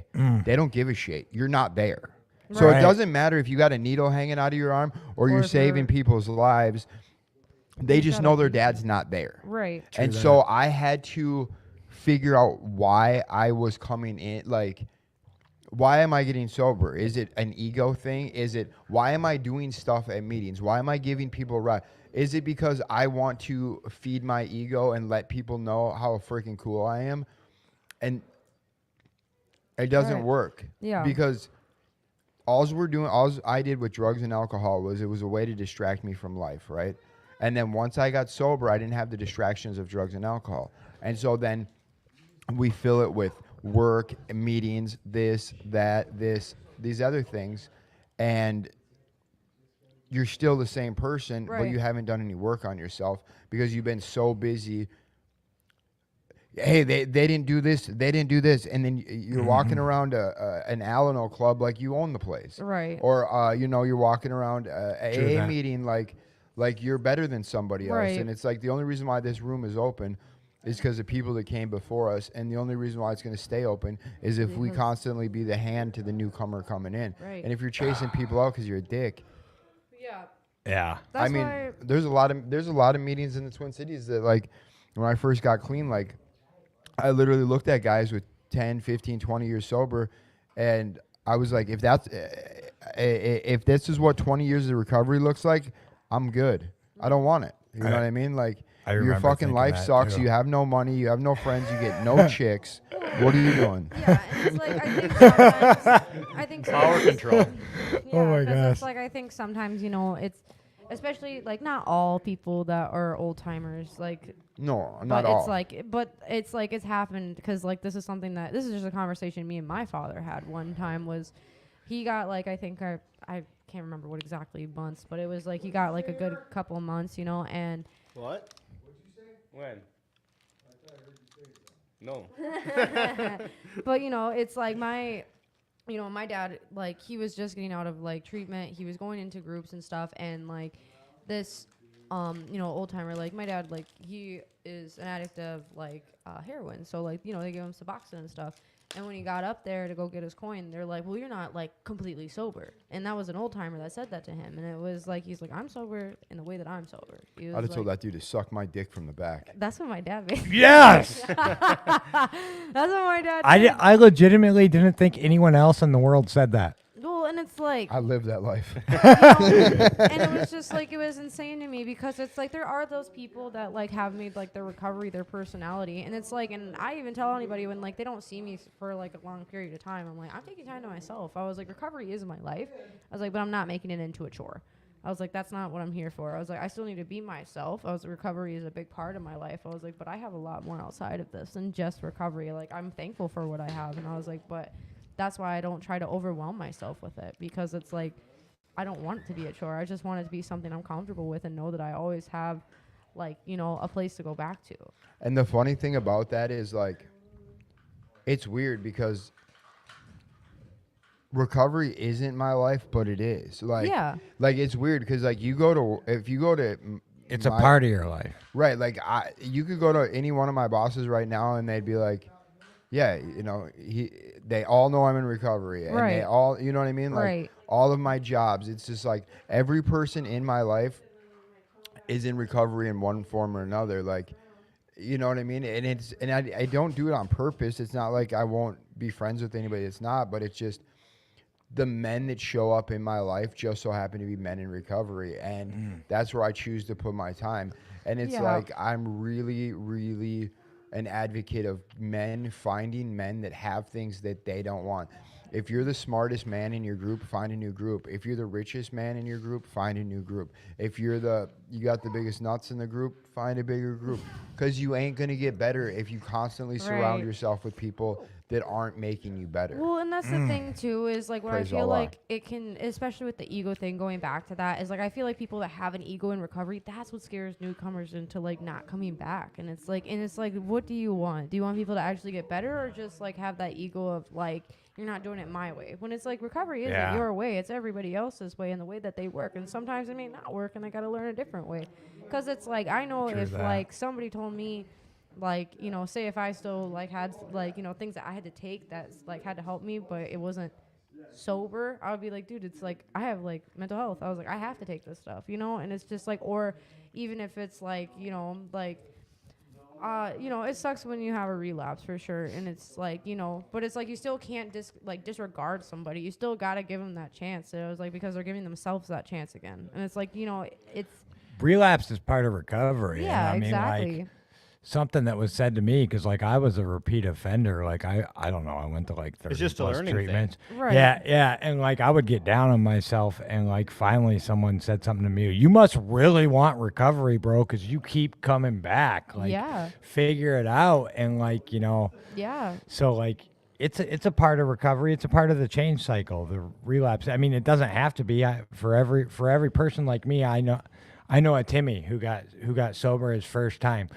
But like, you know what, dude? Fucking yeah, up. but he and- was 67 years old when he did it, so I don't think he's got Oh much time man, left. man! I thought he I was mean, 73, yeah. but okay, And it's like, good to to and know. that's the thing, is like everybody's is different, and it's like for me, it's like, because it's just, everybody has their own way of doing it. Like, this is my first time in recovery, and I just put my nose to the grindstone, because it's like, I just want to, it's not, I don't know what the right way is. I'm just going with it. The right way. There is for no you- right way. The right way for you is your way. Yeah, exactly. And if it's not, then you learn from that, and that's how we grow. We don't grow from just you Being don't, here. Yeah, you don't Yeah. just. Yeah. If you were a person, I'll just say baseball, and walked up and batted 1,000, hit a home run every time, you're never gonna grow. You're never gonna change because everything's perfect. yeah. Well, and it's like I tell you all the time. You walk into this room, and I mean, fuck, what would your life look like if you would have got sober at 19? What about you? You know, how many I don't fuck- know. You know what I mean? Like, you know the heartache and the fucking the prison and I'd be a different person. I probably care less for people, for sure. Amen. That's where I'm at. And like, what is the one thing that you always say, Dustin, when people come into these rooms and you want them to apply themselves? What do you tell people? Oh fuck, I It's- don't know. Suck it from the back. Is that what he says?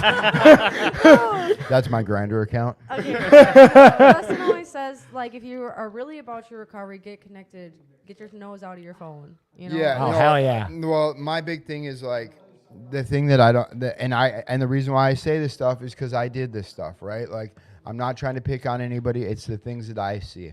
Yeah. The bottom line is I never went into a bar. I never went into a trap house, sat on Facebook, didn't talk to anybody, didn't do anything, and then walk outside and throw a rock at the place and be like, fuck that place. I didn't get high. I didn't get drunk. That place sucks, blah, blah, blah, blah, blah.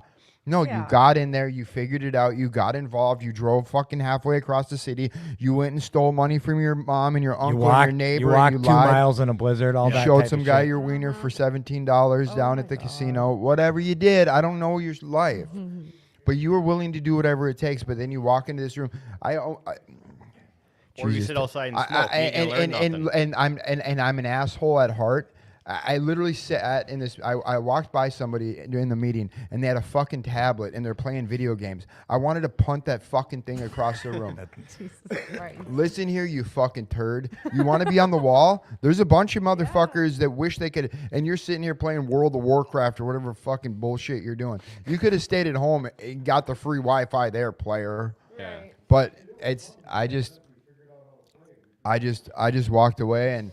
Right. Because that's their Well, recovery, right? Yeah, and it's like, and honestly, it's like you talk about from your experience, but you're also just kind of giving somebody that opinion of like a different option, basically. It's like there's a different option for it, and it's like, and you Well, can take it. And Well, learn and that's from what it. I tell people all the time. Like, if you want to get high, I'll give you the $20 to go fucking do it. I don't give a Well, fuck. you're gonna get what you put into this. Right, Exactly. exactly. If you want to get high, You will do go whatever you got. go ahead. Like, Yeah. I'm gonna tell you, like, it took me 1,000 times before I got it.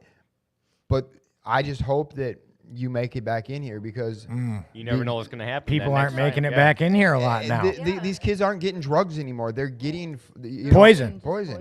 Yeah. At least when I was a kid, you bought a bag of dope. It was fucking Yeah. dope. Good. Well, it's like even just like in the town that I live in, like it was probably like a year ago. This little 15-year-old girl that I knew that was like friends with my brother passed away because somebody sold her like fentanyl. Yeah, dude, Everything's And- cut with and fentanyl. it these days. was- It's just garbage. and It's like- crazy and like And because it's, I knew yeah. 3 people that died because of drugs, and 1 was a suicide, and 2 were overdoses. And I hung out with a lot of druggies. At least I think I did. I Yeah. mean, maybe I didn't, but like, Yeah.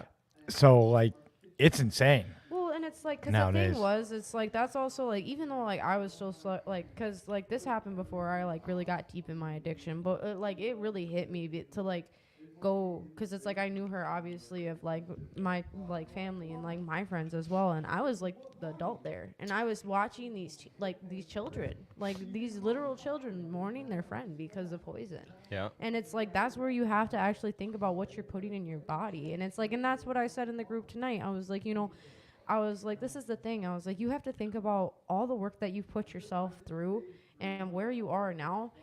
Like, think about that before you go and decide to buy a bottle or a bag. I was like, you literally just like, you put all this work into yourself, and just because you have a feeling that you don't like, you want to throw that all away. Those feelings will get you every time. And Well, I know that. And so, it's like, you know, My sponsor says something like, so I ended up making a rule after relapsing because of those feelings every time, you know, that I don't make serious decisions based on my emotions. Yeah. 1, the same day, and 2, without talking to 3 people that I trust to be honest with me. Yeah. Even if I don't want to hear it, I got to talk to 3 people that I know are going to be like, Tad, dude, that's fucking, what are you doing? yeah. Or they're going to be like, and they can't be yes men. They can't be people that are going to be like, yeah, you're right. Fuck that son of a bitch. Go punch him in the face and get a bottle. You know, I Yeah. can't have people that are going to do that. I got to have people like, dude, you know what? Like, I see why you're angry. That's justifiable, but really, the ends don't justify the means, bro. Right. And And- it's Hey, I think me and Brian need to talk. This guy's onto some shit. my dad. Yeah, dude, that's Just my find him on Facebook. that's my guy, dude. Yeah, just find him on Facebook. My They're- dad. I wish that you know, I'm happy that my dad is where he is and he has a great job and stuff. But I do wish that he was here so he can spend more time and get to know. what Well, everybody do. it's like I used to tell my daughter, I can be a better dad from 2,000 miles away, sober and making moves than, you know, sitting in the same room with her while I was getting high. Yeah. You know what I mean? And the blessing that we live in 2024, basically. I mean, we could hop on a plane tonight. Who gives a fuck? You know what I Yeah. mean? Yeah. Right, right. Exactly. You know what I mean? You can hop on. You could be anywhere in this country in a few hours. Right. Yeah. Well, and it's just like, and like what you were saying, Ted, about our, is it Tad or Ted? Tad, like tadpole. Okay, cool. So as Tad was saying, it's like, what you learn is, well, there goes the Red Bull. Yep. Anyway, Seen that going. It's like you were saying, it's like having yes men around you. That's what got you to where you were in your addiction. Those are your best friends. Because it's like, that's what I had around me. I don't need people to co-sign my bullshit. I do that shit enough. So like the They're other, there, they'll be right there for you, though. yeah, the other thing, I need people that challenge me, whether it's uncomfortable or not. Like my best friend's name is Matt, and he's Yeah. one of my best friends, and he's considered an asshole by most people, and I love him because Right. he will never ever lie to me, whether I want to hear it or not. The truth hurts. And another good buddy of mine, Kyle, he will call me on my shit. He'll be like, dude, remember, me and Kyle like to throw each other's helpful words in the other Right. one's face. He'll be like, maybe you should make a gratitude list, Ted, because that's what I would always tell him. And I'm like, oh, thanks, Kyle. You're like, really now. And like the other thing about emotions is, so I just wanted to say this real quick, was my sponsor always says emotions are like check engine lights. When they're coming off, you can go back and inventory them and get to the root of the emotion, what's Yeah. really bothering you. Because most of the time, let's say Dustin calls me a Wait. dickhead, and I'm really upset and like I have a tantrum. It's not because Yeah. Dustin called me a dickhead. Right. It's because, my dad used to call me a dickhead and he beat me and I feel a certain way. So, it's Yeah. cool. Let's get that other All guy right, that's but walking yeah, out of the like room we're on. trying to have people leave. You got to give each other. Alabama, like, come here and get on. You got to give your gratitudes before you dip. All right. Dustin, what are you grateful for? Attitude for gratitude. Women with low standards. I got 2 kids because of it. Damn. All right, how about you, Eric? What's your attitude for gratitude? I'm just I'm just grateful for being here today. Because, I could have woke up today. And not be here. Well, not even that. Just took the wrong path. Yeah. Because every day I struggle. Everybody struggles. It's just a matter of me making the right choices. And reaching out for help. Yeah. I hate asking for help. I hate calling people for help. I don't like people telling me I need to put myself in check because I hate it. I don't like people telling me at my defects. Yeah. But you know what? It helps me as a person. It helps me grow, and makes me a better person for who I am. And, Right. And then when I'm a better person, I can give back to other people and help them out. That's an awesome gratitude. Thanks, Eric. Yep. Thank you for coming on. Thank you for speaking again. And sometimes we just wrote people in, but thanks Hey, for whatever's clever. doing it. Dale, Dale's gonna. I want Dale to take my. Yeah, and then Dale Are will you- take my spot. are you done? Dale's gonna take All my right. spot. Well, Ted, thank you for coming on. It's always nice to talk to you. What are your gratitudes? I'm grateful. So that's your dad, Brian. Brian, I'm that's grateful that, and he works at a juvenile place. Okay, I'm grateful that he's playing this for the kids. Hey, man, if they're still listening or there's any way they can hear this, I was in and out of juvie my whole life. Like, look, man, don't ever give up, no matter what you go through. If you don't get it right now, I just want to let you know that, like, I didn't get it till I was 35. If I can have a job, have a car, be sober, and do all the things I've done, you can do anything. Just don't give up. Keep trying, find some positive people. That's all I got. Here you Thanks, go, Dan. Ted. Aw. All right. Don't forget your Red Bull, Ted. He goosed me. He goosed me. God. All right. Who are you, lovely people? I'm Alex Foster. Hi, Alex. Who are you? I know who you are, but everybody else needs to know. Jennifer, alcoholic addict. Hi, Jennifer. Jennifer. And I think we all know who you are. Oh no, everybody don't know who I am. Who are you then? I'm Dale. Hi, Dale. I'm definitely an addict. All right. Well, I have some questions. I was like, what motivates you guys? Let's start with some positive stuff. Like, what motivates you? What keeps you going in your recovery? Oh, let's start out with something easy and simple here. That's actually is an easy and simple one. What motivates me is helping new people come in the building, getting them to meetings. Alex is a good example for me. I've known him for quite a while, and he's finally getting it right. And he called me this time, and I didn't have that disappointed look in my face. And I said, you know what? We're going to go to Otsego to pick you up every weekend, and we're going to bring you to a meeting down here in the cities. Didn't you guys just go to a meeting? You just got back. We never made it there. We ended up doing a bunch of other things for sober people. We've been running constantly, that's awesome, though. dropping people off at their houses. Whatever Good. it takes to make sure someone can make a meeting. We had a guy in Uh-huh. South Minneapolis had to get dropped off. Then we had to go pick another person up and drop them off. So I mean, Right. Okay. Well, do whatever it takes to help people stay sober because that's Giving what back. keeps me sober. give him back. You got to give back. You got to give back what gave it to you. So, Love you, Dad. I hope your group enjoyed. And have a great night. Drive home safe. Hey, Red, miss you. Can't wait to see you again. Yeah, he's at work right now. He's Oh. playing it for the juvenile. Hey, that kids. is awesome to hear. That I wish I would have had something like this when I was in there. Yeah. So, So. all right. But how about you, Jennifer? What motivates you? What is like something you're finding that motivates you? Because this last time we talked, I know you were kind of like, still working through some stuff. Are you feeling better? Still struggling. Holiday season's hard. Yeah. I think it's hard for everybody. I'm still in my first year of sobriety. Yeah. I've been doing this for 5 years, but January 1st will still be my first 1 year. That's awesome. Good for you. I have a problem. That's a big thing. Yeah. I have a problem with relapsing though every time I hit an anniversary, so I'm trying to make better choices this time around. But currently, like you said, it's helping other people. I come here. I got 2 people that I got to bring home Yep. after leaving here. I think we know who those people But I are. just had my one-on-one with my boss, and I sell insurance, and I asked him, is it okay to bring our agency into the AA community? Yeah. Because people need help. You Right. got your SR22s, you got no prior insurance, all this stuff that you need to get back on your feet. Right.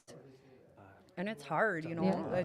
You can't just get insurance anywhere when you have all these stipulations and things Right. that need to happen, and it's hard to be open and honest with people you don't know about what you've done, and then you don't tell them everything, Yeah. but they find it out anyway because that's their job as an agent. Right, So right. they dig that information up and things like that. So moving forward, I think that's going to be my goal and my way to Wonderful. assist my friends in recovery, is that just having that person that you can go to help. Well, I'll be one of those people for Right, you, right, You right. can talk to me. We can joke around. It's all fun. Right, Is there yep. roach fall?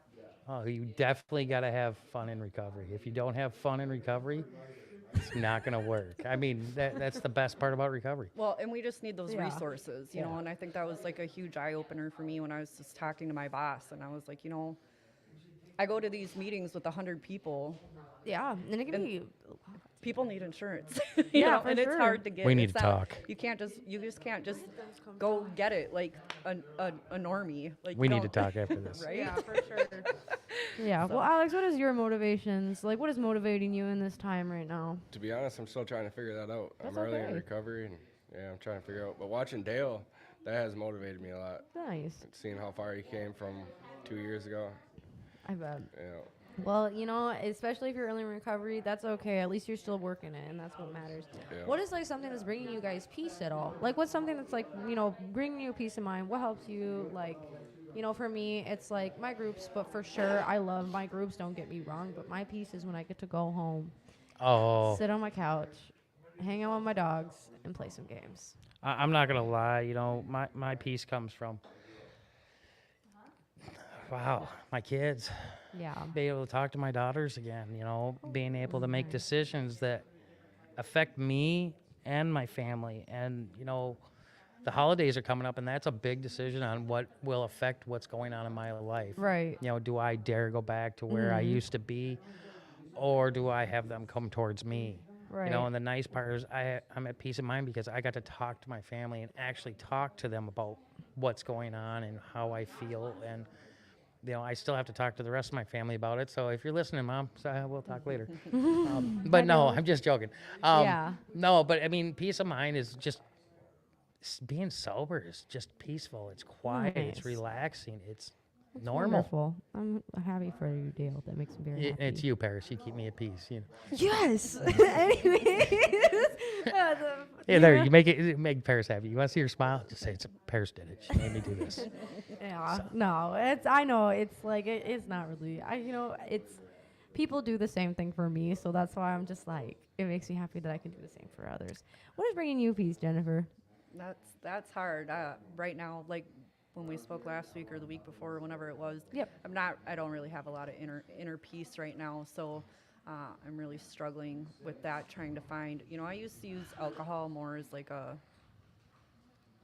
reward system. Yeah. Yep. So if I adulted well, I You're got like, to, I got to "Cool." drink, So Yeah. I'd get home from work, I'd make the kids dinner, I'd do a load of laundry, and then I got to go drinking. That was my reward for adulting all day. Yeah. Now my kids are grown, they're out of the house. I And don't now you're drink like, anymore. So yeah. I'm like, Okay. Yeah. what meeting are we going to tonight? Would you say like coming on the podcast and stuff help you bring peace, because then you get to like talk about your experience and stuff, and like actually get it out there for somebody that probably needs to hear it. It's a double-edged sword. Yeah.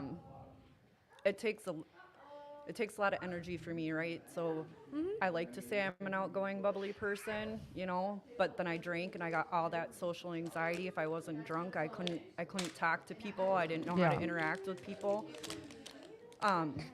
So I still struggle. So I feel like I'd have to put on this fake persona and then keep it up, and then as soon as I get home, I crash. Yeah. Out of that. So it's hard because this is where I want to be. Yeah. I'm a loud person. I like to talk. I like to meet people. Yeah, you but just gotta it's find those draining. people. Yeah, well, of course. I even like me. It's like I get drained by it too, and like you see me, I gotta yell at people on Fridays. Right? So it's Yeah. like No, you yell? Uh-huh. I've never seen that. Have you? Just every Friday. Yeah, I it's mean- every Friday. If you guys want to get yelled at by me, come see me on Fridays. Oh, But that- it's a loving yell. It's not like Is that you sure that's loving? Because Well, she reminds us she's not our mother every Friday. So yeah, that's what makes me feel like more it's a yelling feature than I remember I'm not your mother. It's like you make me feel like it right now. Or the look, you get that stare. You're like, oh my God, what am I gonna do? What did I do wrong this time? Yeah, no, it's like I try to have like that loving aura about me and like trying to show that. Yeah, that's what we're calling it nowadays. There you go. is. See that look? I just got the look. Oh my God, what did I do? How about you? What's your peace of mind? Are you finding peace of mind? Yeah, I'm finding peace of mind. I mean, when I was on drugs and shit, I thought about suicide a lot. So I A little closer. Yeah, A little closer. All right, when I was on drugs and stuff, I thought about suicide a lot. So being off it, I've been finding a lot of inner peace. So yeah. Perfect. What? What? You know, when we were coming back here, he's like, I'm not going on the podcast. I Well, did that I'm last proud week. of you. I'm like, I'm proud of you. Yeah. remember what we told you? You gotta get uncomfortable in your recovery, so then you find comfort in it. Yeah, I'm definitely uncomfortable right now. But You only look like it. I mean, Yeah. you're holding your composure. yeah, Proud you're of doing you, great. you know? You haven't turned white yet. You haven't Yeah. passed out. You're doing great. You'll be fine. So I think I'm doing better this time than last time. So Every time you get on here, it gets a little bit easier. Yeah. You just got to keep coming back. yeah. So, no. So, Paris, Yes. what brings you inner peace? I already told you. Again. Going home after this. No, you can come up with something a little better. Come on. You're like a broken record on that one. Every time we ask you, going home and relaxing, there's got to be something else out there. Finding time that I like by myself and going and eating. And I know you've seen my Facebook Oh, I post know. about it. Yeah, you always have good food. I Always. know. I am a little disappointed though last week, and you did not invite me because that biscuits and whatever, bacon and everything that was still on your plate. I'm like, oh, that looks good. What is it? I just had hot pot yesterday, and that was so good. She One of just these- had this mozzarella stick that was the size of a corn dog. It was so good. I'm like, yeah. what's What? inside of it? She's like, cheese. I'm like, just cheese. She's like, yep, I love it. I'm like, Yeah, Good. it was good. All I know is, she's brought me fried bread. She's brought me so many good things to eat. I love it. Yeah. I mean, if I'm feeling very loving, I bring food for sure. she used to bring me a little coffee thing. Plastic lid. Them things are so good. Tai Chi. Yeah, Tai Chi. Oh my God. She was trying to get me off Red Bull. It worked for a little while. Yeah. It worked for a little while. Well, And I then gotta start bringing. Well, you're barely here, so I don't ever know when to bring. I am you one. here. Well, Fridays, yeah. Now you are. Wednesdays and Fridays. Not I always wasn't here Wednesday. last Wednesday. Oh my Yeah, I gosh. was like, not always. I know. Wednesday. Sometimes I'm not here. And you ever go to a meeting and then just not go one day? You were and like, where are see you? how many people have texted you, asked you, are you okay? Yeah, I Did you know. relapse? I just No. texted You know, someone today, an and- old timer in my Thursday Yeah. night group. I was like, "Where have you been?" He's like, "I'm still sober. I'll see you next week." Yeah, I You know? mean, and He's it, remodeling his house. But Yeah. the nice part is to see them people that reach out. Yeah. And this is what I'm getting to the point is, here you have people that reach out. If you miss a meeting or you're not here, I have people that'll text me, call me, and wonder what the heck is going on in my mind, why I'm not there. And half the time it's, I'm I've still heard- at work right now. Yeah. You know, I'm really busy, and they're like, well, that's no excuse. I'm like, I'm at work right now. At least I'm answering the phone. Yeah. See, You know, what's funny though is Dale was trying to say that he was tired of coming here, and then I started coming here, and I was like, no, you can't leave. So then that's why. do we he's really still have to here. get into this stuff? You know, they say a comment that, you know, sometimes you get burnt out, you get wore out, and you get stressed out. Yeah. Sometimes you do need to take a step and just look at what you're doing and make it, you know, and broaden your horizon. And that's what I ended up doing. I ended up going and checking out different places because there's nothing wrong with going to different meetings, checking them out, and Yeah. seeing what you can find out there. Because I found a really great one that I really like on Sunday, and Yeah. it works for me. It's totally different style of meeting, and which is fun for me to be able to go to different places and meet new people. I mean, Of course. and that's what it's all about in recovery. It's not where you go; it's Where what you're gonna do with it. is what you get out Yeah. of it. So. All right. Well, let's start. Well, because we're getting to the end of it. And Oh we'll- my God. I know. I mean, It's at that least you time guys, already. Yeah. I mean, at least you guys didn't have to like.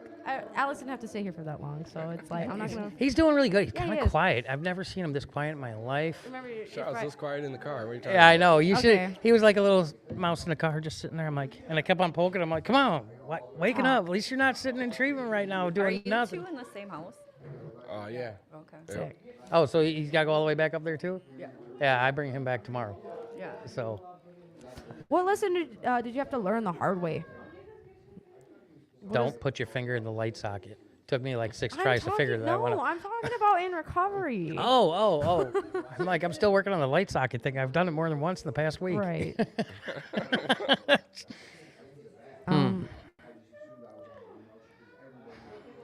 I would say for me, it's just managing emotions. Yeah. Like trying to feel feelings and figure out how Right. to properly display them. Well, where they'll be received. Right. Creating boundaries for myself, and it's hard when you've been masking for so long Right. and covering that up. It's hard to figure out how that's all supposed to work. Right. No, that makes sense. That's like your hardest lesson that you've been learning. Okay. Yeah, it can be, especially because it's like, it doesn't matter how early you're in recovery or how far you're in. It's like every lesson is different for everybody. So I completely understand that. How about for you, Alex? What is like the lesson you had to learn the hard way? And please come close to the mic so we can hear you. Get really, really close. Yeah, I'm trying to think. Like you're gonna have this. to come back to me. Come up all the way up to your chin. It's okay. Well, it's like even then. Put Like, your what chin on it.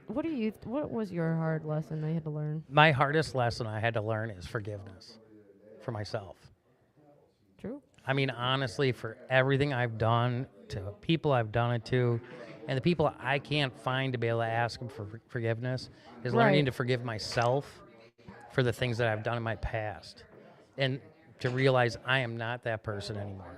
And it's amazing, like being able to do something different with your life and no longer be that person. It's like the biggest 3 things you have to change in your life is the way you act, the way you talk, and the way you walk.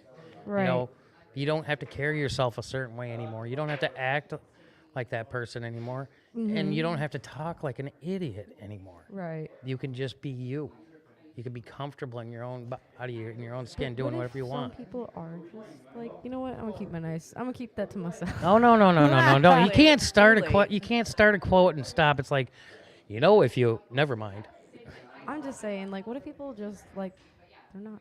No, that's not nice. We're here about gratitude and attitude, so we're gonna keep that for off the topic. Anyways. Oh, that's for later. Yeah. When we So shut down. What is the hardest lesson you had to learn? Even if it wasn't in recovery, like, what got you? That was a hard lesson for you to get in recovery. Then. I can think of a ton of them for you. You know Yeah. what? This is his question. I not know. Help me yours. out, Dale. I can't. It's what you learned, not what I think you learned. I don't know. I can't think of one. You got it, man. Just one. You can even Any- be like having like a hard lesson is having something to actually say about things. Yeah, right now it's a hard lesson. Learn to be Yeah. out of your 'Cause you comfort gotta get zone. out of That's your- true. Yeah. You I know. was like, I was like, because I get it, because especially like when I first got into recovery, I did not want anything to like anybody to know anything about me. I just kept it to She myself. was really quiet like a mouse.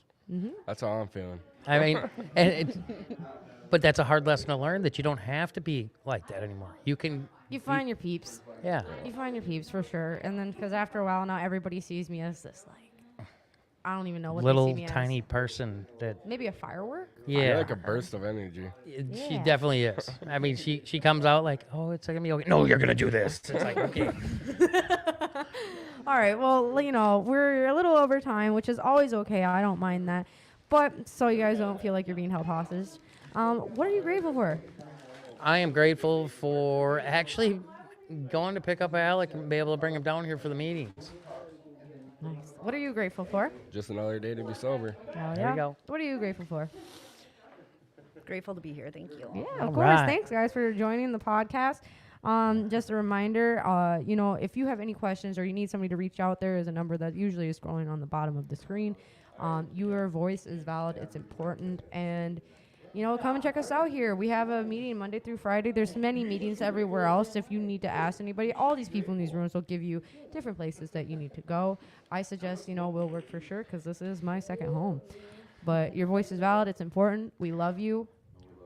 And have a I great love all night. you. I just Woo saw woo. Jalissa's post, and I'll get back to you after the new year and let you know how that went. Of course. nice. You know, he was playing this for the juveniles at his work. Yeah. He was playing it for the juveniles. Brian, you're the man. You let me know when I can come out to Oregon. I'll be on the next flight. You definitely can whenever. All right. Well, thank you guys for tuning in. We'll be back next Friday, 8 o'clock sharp. You know, we do Whoop, this. whoop. We do this for 2 hours. There's pizza, all types of fun stuff going on here. But yeah, your voice is valid. It's important. We love you guys, and we will see you next week. Have a good great night. night.